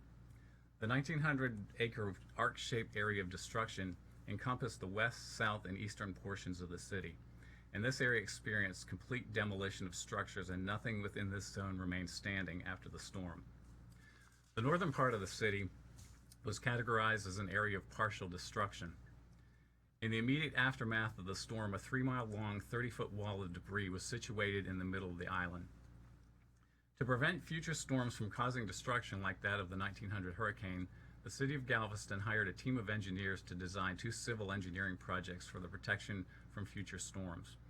First, the engineers recommended and designed a 17-foot high seawall. Funded by a bond referendum, the first 3-mile segment of the Galveston seawall was constructed between 1902 and 1904. The construction of the seawall continued for several decades, with the last of the total 6 segments being finished in 1963. Upon completion, the seawall in its entirety stretched for more than 10 miles. And you can see that nice bucolic postcard of what it looked like as it became a cultural feature of the city. The second of the two engineering projects was to raise the city's elevation. The engineers recommended that the city's ground level be raised 17 feet at the seawall and sloped downward at a pitch of 1 foot for every 1,500 feet to the bay. Before bringing in sand to raise the grade, all the structures in the area had to be raised to the appropriate height on new brick foundation piers or wood pilings. Over 2,100 buildings, including the 2,700-ton St. Patrick's Church, were raised as part of the project. In addition, all the sewer, water, and gas line infrastructure had to be raised. The city paid to move the utilities, and for the actual grade raising, each homeowner had to, prior to each building being raised, the homeowner had to pay to have their own structure or house elevated. Once elevated, sand was pumped underneath the buildings and into the yard and street areas. This entailed getting more than 16 million cubic yards of sand onto the island. To do this, sand was dredged from Galveston's ship channel and pumped as liquid slurry through pipes into quarter-mile sections of the city that were walled off with dikes. As the water drained away, the sand would then remain.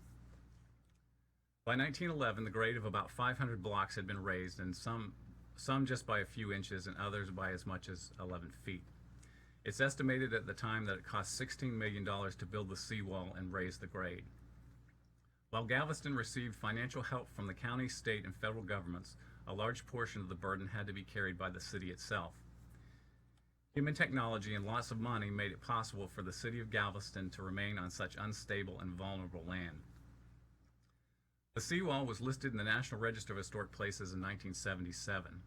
In 2001, the seawall and the raising of the island were jointly named a National Historic Civil Engineering Landmark by the American Society of Civil Engineers, and everyone in Galveston lived happily ever after. So maybe some of the sea level rise adaptations and strategies that we're implementing today may be National Register eligible in 100 years. And some of us actually wish that we could implement the Galveston model and be done with it. But Galveston shows that there is precedent for using extreme measures against storms and flooding, and who knows if that's a right or wrong thing to do in the long run. Now on to North Carolina. Due to a fluke of geology, North Carolina sticks way out into the Atlantic Ocean. As a result, we have really nice beaches, but it also makes us a prime target for hurricanes. This is well illustrated when you look at the tracks of hurricanes since 1900 that have come within 65 nautical miles of Cape Hatteras. Historic materials are very resilient and hold up well to flooding. Traditionally, after hurricanes and floods, people just swept out the mud, sand, and water, slowly dried things out, and kept on trucking. There was not typically a lot of tearing out of historic building fabric and almost no elevation of structures. As tropical cyclones affecting North Carolina usually take one of three tracks, we're subject to both coastal flooding related to storm surge and inland riverine flooding from torrential rains associated with these storms. Our entire state has the potential to experience some type of significant flooding event. When Hurricane Hazel, a Category 4 hurricane, struck the state in 1954, we were still in the traditional response and recovery mode. Despite the widespread catastrophic damage, historic buildings fared pretty well in the recovery. Fast forward 35 years. People had embraced modern materials like sheetrock, paneling, carpet, and synthetic siding. Also, development had spread to areas where it should not have gone. When Hurricane Hugo struck South Carolina in 1989, it resulted in a lot more damage than past storms, due in part to the less resilient materials and the increased density of development. While this was somewhat of a wake-up call regarding natural disasters in the country, that call went relatively unheeded. North Carolina remained pretty blissful for the next 7 years until the hurricane gods got the 7-year itch and slammed us with Hurricane Fran in September of 1996. North Carolinians, the state emergency management folks, and FEMA realized that some types of a disaster recovery and mitigation effort was necessary. And with this, talk of elevating buildings began in earnest. In early September of 1999, we were hit with Hurricane Dennis that lingered around as a tropical storm, dumping 15 inches of rain on the state.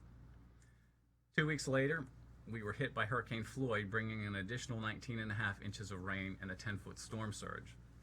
Nearly every river basin in the eastern part of the state reached the 500-year or greater flood levels. The resulting flooding in the eastern part of the state was extremely widespread and lingered for days and in many places several weeks. The lower stretches of the Tar River crested 24 feet above flood stage. The storm was the third costliest hurricane in the nation's history at the time, with monetary damage estimated at exceeding $6.5 billion. Once the state had gotten through the worst of it, the rapid implementation of mitigation measures came to the forefront. Review of proposed FEMA elevations under Section 106 of the National Historic Preservation Act became a time-sensitive, full-time job. In order to fast-track elevations and to help mitigate the visual impacts of elevation, we developed designs for period-appropriate foundation treatments to be used on elevated houses and implemented these through a memorandum of agreement. While we also consider the use of fill as a mitigation measure, much of eastern North Carolina is so flat that except on very few properties, the fill itself would have resulted in an adverse effect and would have diverted water onto the adjacent property. The foundation treatments that were developed were based on historic foundation treatments found in eastern North Carolina and consisted of brick piers with either a wooden lattice, brick lattice, or more solid infill with vent holes between the piers. The foundations could either be structural or the treatment could be applied to a solid concrete block perimeter foundation. The infill between the piers was to be set back so that the piers remained visible and the foundation looked to be a traditional pier foundation that had been later infilled. For later houses that had solid perimeter foundations, those could be replicated. A contractor could select from the designs and apply that to the elevated structure.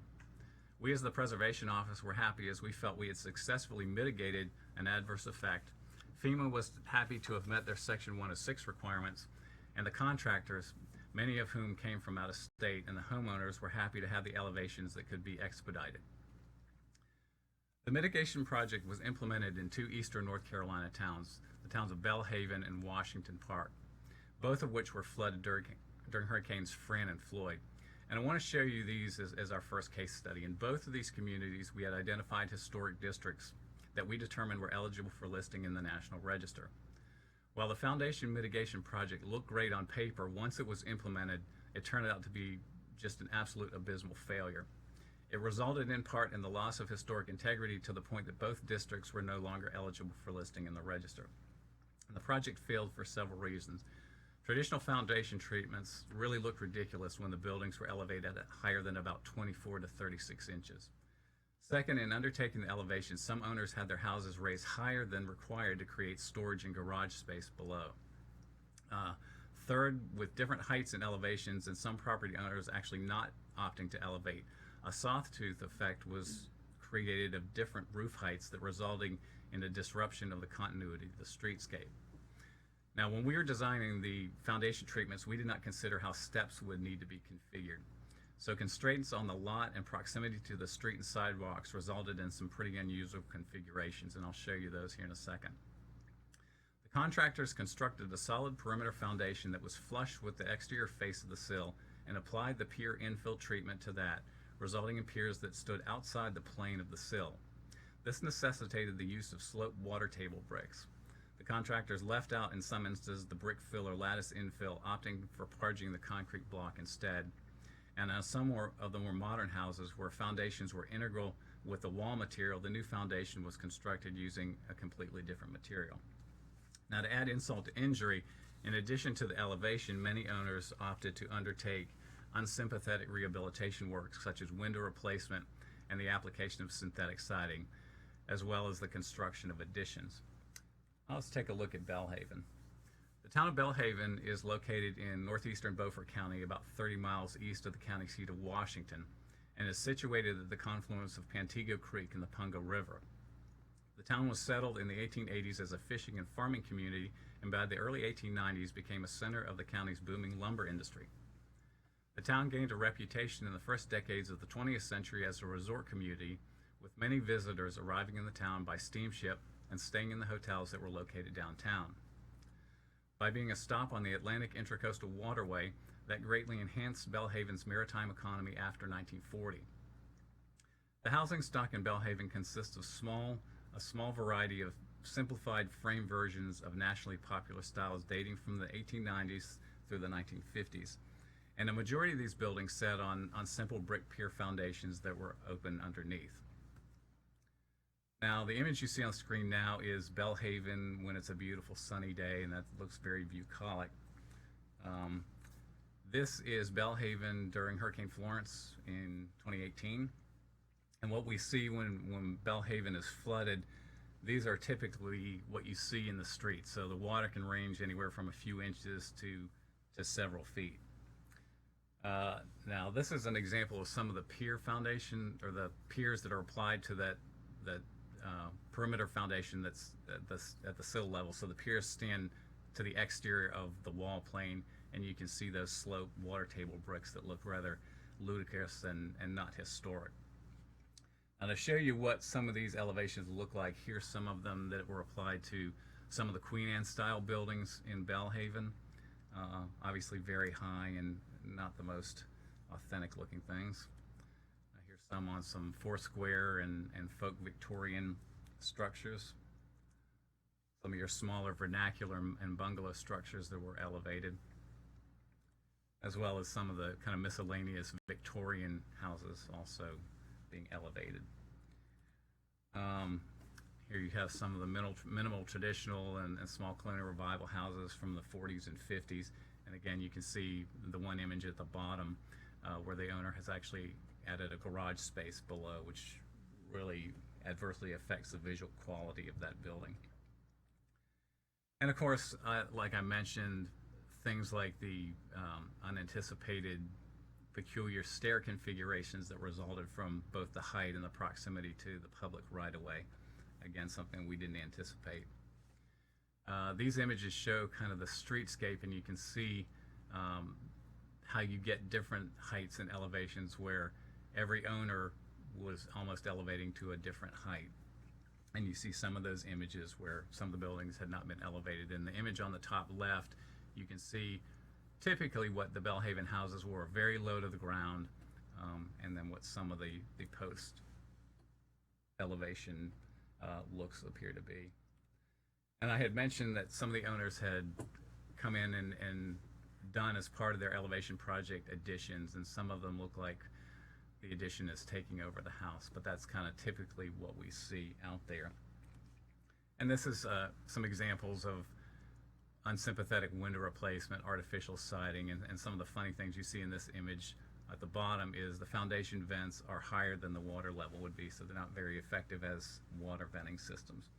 The other thing that was interesting that we hadn't anticipated is how to provide handicap accessibility and ADA requirements to these buildings. So here's two buildings where the owner needed to have a ramp to get in, and the ramps almost take over the side yard of some of these places.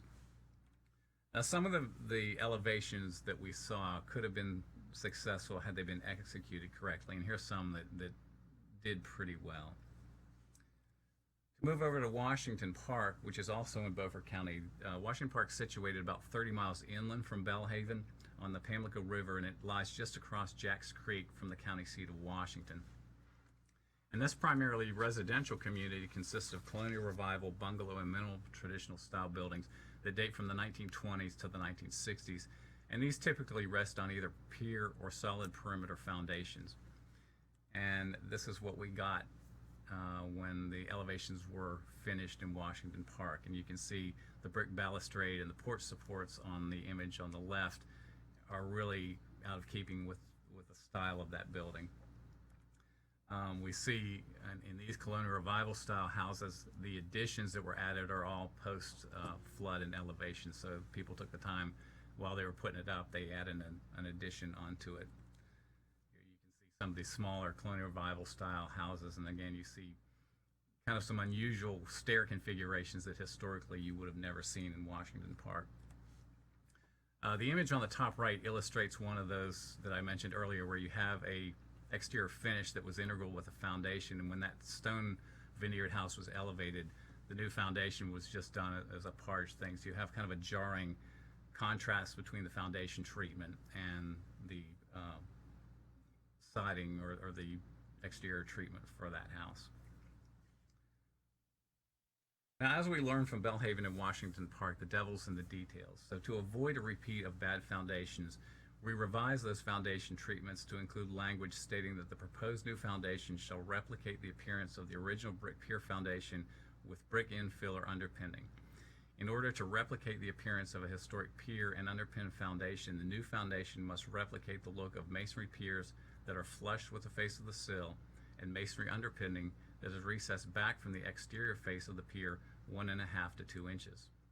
Leaving voids or missing bricks in the underpinning that create a lattice effect or diamond-shaped vents shall be used to create foundation vents. Painted wood lattice may be used instead of infill in between the piers if desired.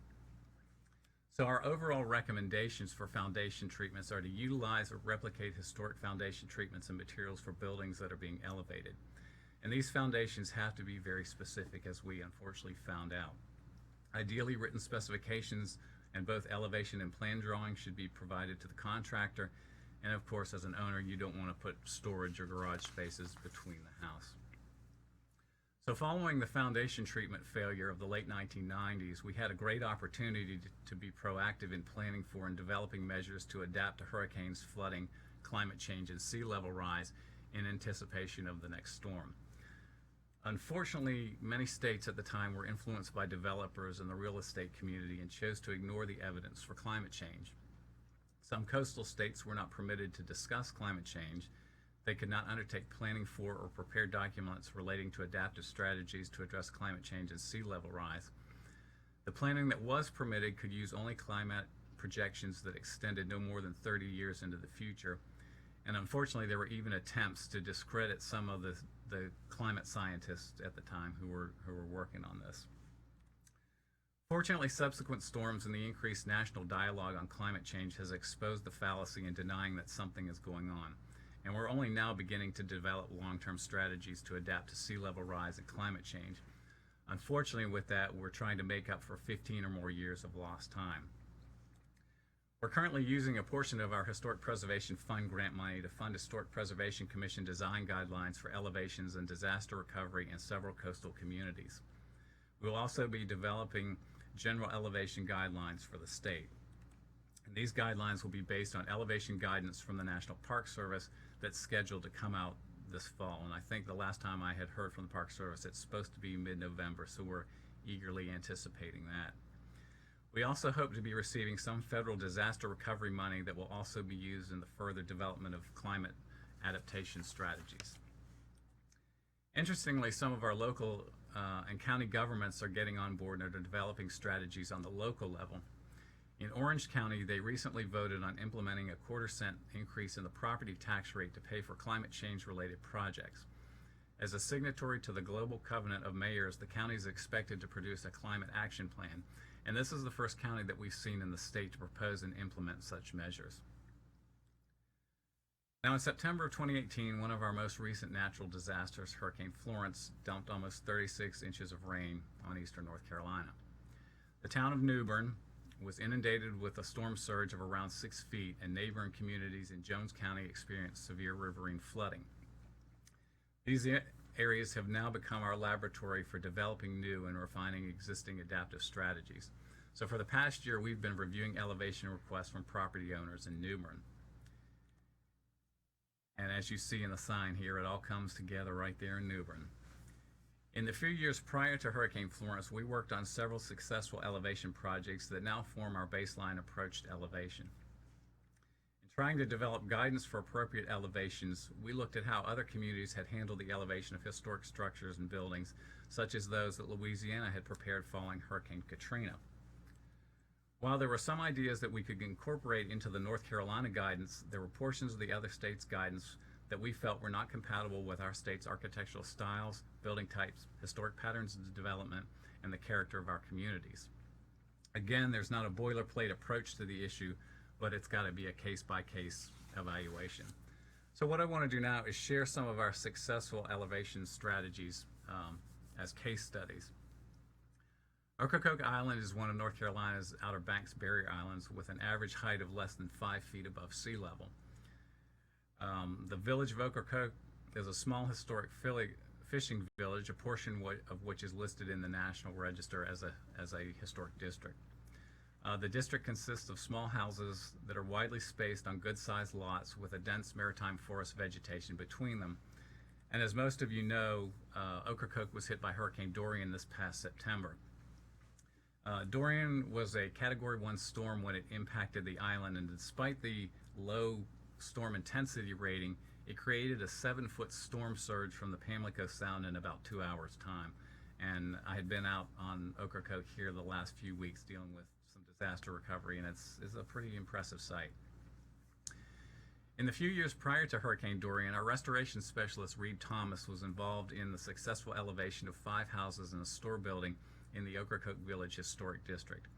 And most of these during this most recent event received state and federal rehabilitation tax credits. So those were actually maintained their historic character and met the Secretary's standards while being elevated. Now Dorian, I guess the one good thing out of Dorian, it allowed us to evaluate if these pre-storm elevations would be successful during a catastrophic flooding event. And I'm happy to report that all the elevated properties had no or very little water get into the actual buildings. So let's look at the Ocracoke elevations. While these houses sat nearly on the ground, historic photographs showed that originally they were much more open beneath the building and that windblown sand had accumulated beneath and around the houses. This fact made it easier to justify elevating the buildings as the historic relationship between the building and the ground surface was being restored. In all cases, individual brick pier foundations and in one instance a wood pile foundation were replicated.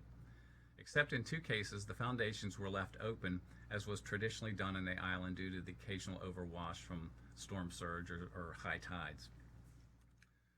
For 2 of the buildings that had infill between the foundation piers, the infill consisted of horizontal slats or boards, and historically this was a common treatment on the island of Ocracoke. So it may look a little peculiar, but that's something that we did see historically on the island. Some of the buildings were raised 4 feet, and this was mitigated by bringing in up to 2 feet of fill in some areas. The historically large lot size, the wide spaces between houses, and the thick vegetation between buildings not only mitigated the effect of fill, but it also mitigated the roofline height differences between elevated and non-elevated buildings. For several of the properties, simple wooden picket fences that copied one seen in historic photographs of the island were used as a visual screening for the foundation. The long linear fence feature also helped to soften the sometimes jarring verticality of the new height of the building. So based on our Ocracoke properties, we recommend the following strategies. First of all, you want to know the history of your building. Sometimes documentary photographs can show the original topography and site features that can be copied as part of your mitigation. Second, you want to copy historic foundation treatments and materials that are seen in your community. In some instances, fill may be a mitigation option. You want to utilize lot size, historic patterns of development, and existing topographic and vegetative features to help mitigate the impacts of elevation and fill. Where appropriate, replicas of historic fencing can also soften the effect of an elevation. Moving on to more urban settings, the elevation of this building in the Washington Historic District is another good model for a successful elevation. This project was also done utilizing the state rehabilitation tax credits. Now, the buildings in this part of Washington sit very low to the ground, as you can see in the house on the right in the top image.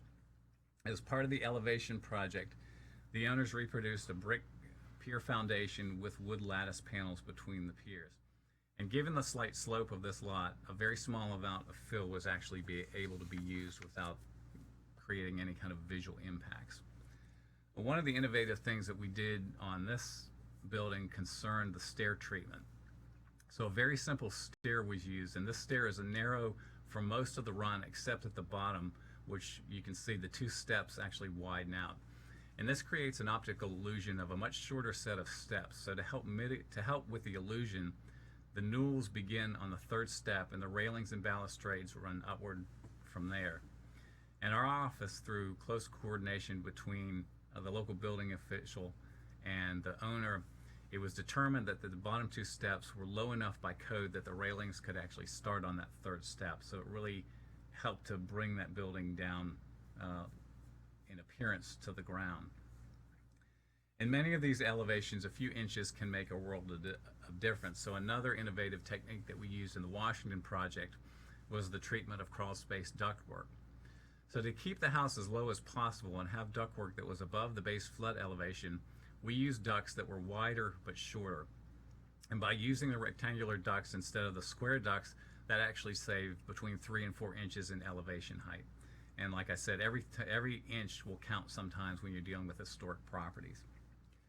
Another option is the use of ductless mini-split HVAC systems, which can eliminate the need for crawl-space ductwork entirely. So the takeaways from the Washington project are to work closely with the State Preservation Office and your local building code officials through all stages of a project, as there may be code relief possible through the use of innovative design options. Secondly, you want to use stair designs that are in keeping with the style and character of the house. You want to use innovative stair designs and configurations that lessen the visual impact of those new stairs. You want to counteract kind of what we were seeing in Bellhaven and Washington Park. You want to design crawl space systems so that the height of features such as ductwork are reduced, and consider using HVAC systems that require no crawl space features at all. That certainly makes your plumbers and your termite inspectors happy as well. The elevation of this house in the New Bern Historic District, which backs up to the Neuse River, was successfully mitigated with fill, terracing, retaining walls, and fencing. And for this slide, just ignore the modern appearance of the foundation for now. The height of the post elevation roof line was well within the range of building heights on the street, thus not disrupting the rhythm of the houses on the block.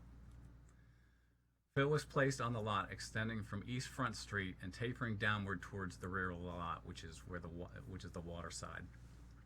As this is a corner property on a narrow lot, fill was used on only 3 sides of the building. Low brick retaining walls were constructed on the front, rear, and south sides of the house, creating a terraced yard.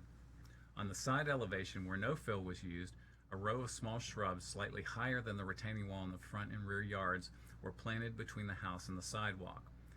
These shrubs obscure the lower part of the foundation and help create a long, low, horizontal linear element along this elevation, which helps tie the building to the ground and gives the appearance that the building is not as high as it actually is. An appropriate style wooden picket fence was placed on top of the retaining walls, and shrubs were planted in the yard. Steps to access the property were recessed within and behind that wall, and so the placement of the walls and fences immediately adjacent to the sidewalk follow a historic placement of these types of features that we see in other areas of the New Bern District. So you're not creating a new landscape feature or a landscape feature that might not have been there historically in the district. One of the issues that many of our local preservation commissions are struggling with are the code-required foundation vents. FEMA regulations allow for the use of engineered foundation vents that replicate the appearance of historic foundation vents. And these vents can be designed to operate in such a manner that issues with hydrostatic pressure are addressed. These vents can be used in lieu of the off-the-shelf models. And we recommend that on primary elevations, your foundation vents should look similar to historic foundation vents, where modern foundation vents can actually be used on secondary elevations and areas obscured by features such as porches. On this house, which is catty-corner from the house that I just showed you, the second Empire-style mansard roof was a major mitigating factor which allowed this house to be successfully elevated. At the ground level, the owner employed the same strategies of fill, terracing, and retaining walls and fencing that were used at the house across the street. In this case, the owner only filled one of the side yards and began the fill and a 1.5-foot retaining wall in the same plane as the front elevation of the house, allowing the front yard to remain at sidewalk level. Foundation plantings were used to mitigate the height on the front elevation. So recommendations for elevations relating to these projects are that the strategic placement of fill may be successfully used even in areas where the historic topography is level. Retaining walls and terracing, if they're used, should be kept low and constructed with materials that are traditionally found in your district or your area. Traditional styles of fencing could be used in conjunction with these retaining walls to further obscure elevations. The selective placement of low foundation plantings can help mitigate elevations and obscure new foundations. And you want to place fences, retaining walls, and plantings so that they create a long, low, horizontal, or linear element along a building elevation to help visually tie that building to the ground and give it the appearance that the building has not been elevated as high as it actually is. On your primary elevations, you want to design foundation vents to look similar to historic foundation vents, while modern foundation vents can be used on secondary elevations and areas obscured by features such as porches. Another thing that we have done on some of these modern foundation vents is you can actually paint them a brick color or foundation color, and that works pretty well in helping these visually disappear into the background of the foundation. Now we find that the elevation techniques that I've just shown you work really well on houses that are being elevated up to 3 feet. They work pretty well on houses being elevated up to 4 feet, but once you start going higher than 4 feet, things really get difficult to mitigate.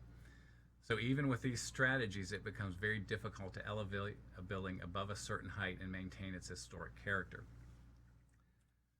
In the last few years, storms like Florence have resulted in revisions to FEMA flood insurance maps for many communities across the state, and the new base flood elevations coupled with some communities' freeboard heights make mitigating elevation extremely challenging. Since the beginning of this year, we have seen elevation requests for buildings impacted by Hurricane Florence with elevation heights needing to meet base flood elevation or freeboard heights of between 8 and 11 feet. These elevations will serve as a test case for our current mitigation strategies and will hopefully allow us to develop additional solutions to address the desire to elevate and to maintain a building's historic integrity and the National Register status, as well as maintaining the integrity of the historic district that that building lies within. So for this house in New Bern that we reviewed for a local HPC, we provided some guidance to them. They have approved elevating this house 5 feet. The project will entail a historic foundation treatment, a picket fence, and appropriate stair designs, and some minor filling as mitigation. And while the project looks good on paper, only time will tell if it's been successful. So they haven't started this elevation yet. Now, to illustrate the difficulties that we're facing and what many of communities are facing throughout the state, I want to show you one last building in New Bern. This spring, we reviewed the proposed elevation of this house at the request of the New Bern Preservation Commission. This house is located at the southwest corner of the National Register listed and locally designated historic districts. It's contributing in both of those. It's a 1950s minimal traditional style building and is the third building that you see when entering the city from the south across the Trent River Bridge. This house was flooded during Hurricane Florence, and here's what we had to work with. As you can see from the slide, the topography in the district is essentially flat. The house sits 24 feet from the public street and sidewalk on a narrow urban lot.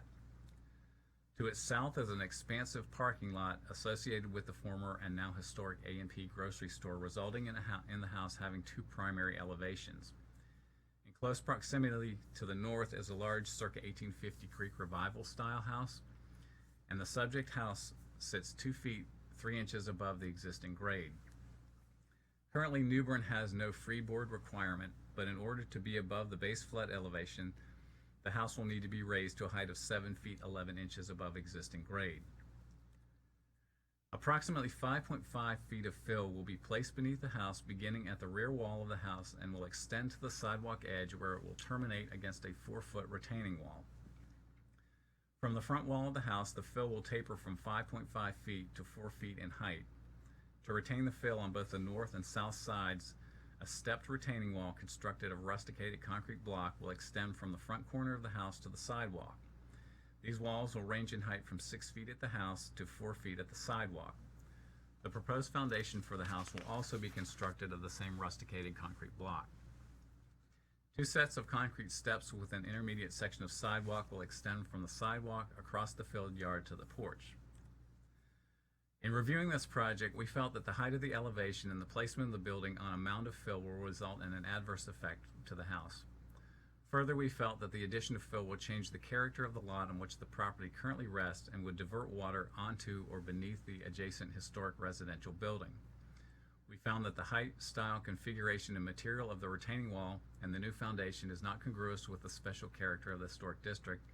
And lastly, that the overall project would also have an adverse visual impact on the character of the historic district itself. Given the limitations of the site and surrounding environment, we believe that the elevation as proposed could not be mitigated in a manner that would allow this building to retain its contributing status within the National Register listed New Bern Historic District.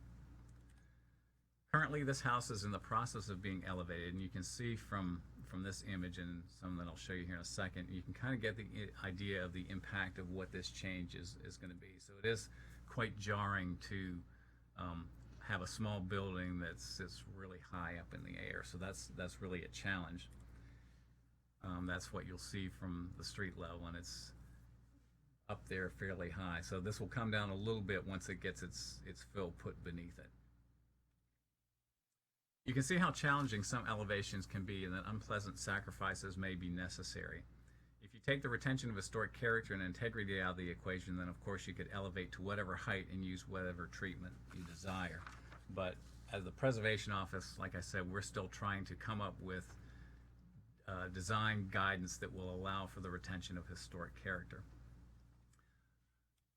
Now it's time for a pop quiz. I've always wanted to say that. So you'll actually get extra credit if you frame your answer in the form of a question. So the first question is, what United States city was the site of a citywide building elevation flood control project that was implemented due to a 1900 hurricane? And the second question is, name 4 strategies that can be used to mitigate the impacts of elevating historic buildings. And you can email or text your information to Amber, and she had given you her contact information before. In conclusion, as I mentioned previously, a draft of the National Park Service guidance on flooding is hopefully forthcoming in mid-November of this year, and that we will be implementing that into our guidance that will hopefully come out early next year. We hope that by then we'll have all the answers, but in the meantime, if you have specific questions regarding elevations or methods for adapting historic buildings to climate change and sea level rise, we'd encourage you to give our office a call. My contact information is on the screen, but any of our restoration specialists in the Restoration Services branch would be happy to talk to you. So thank you for your attention, and get your answers to your questions into Amber.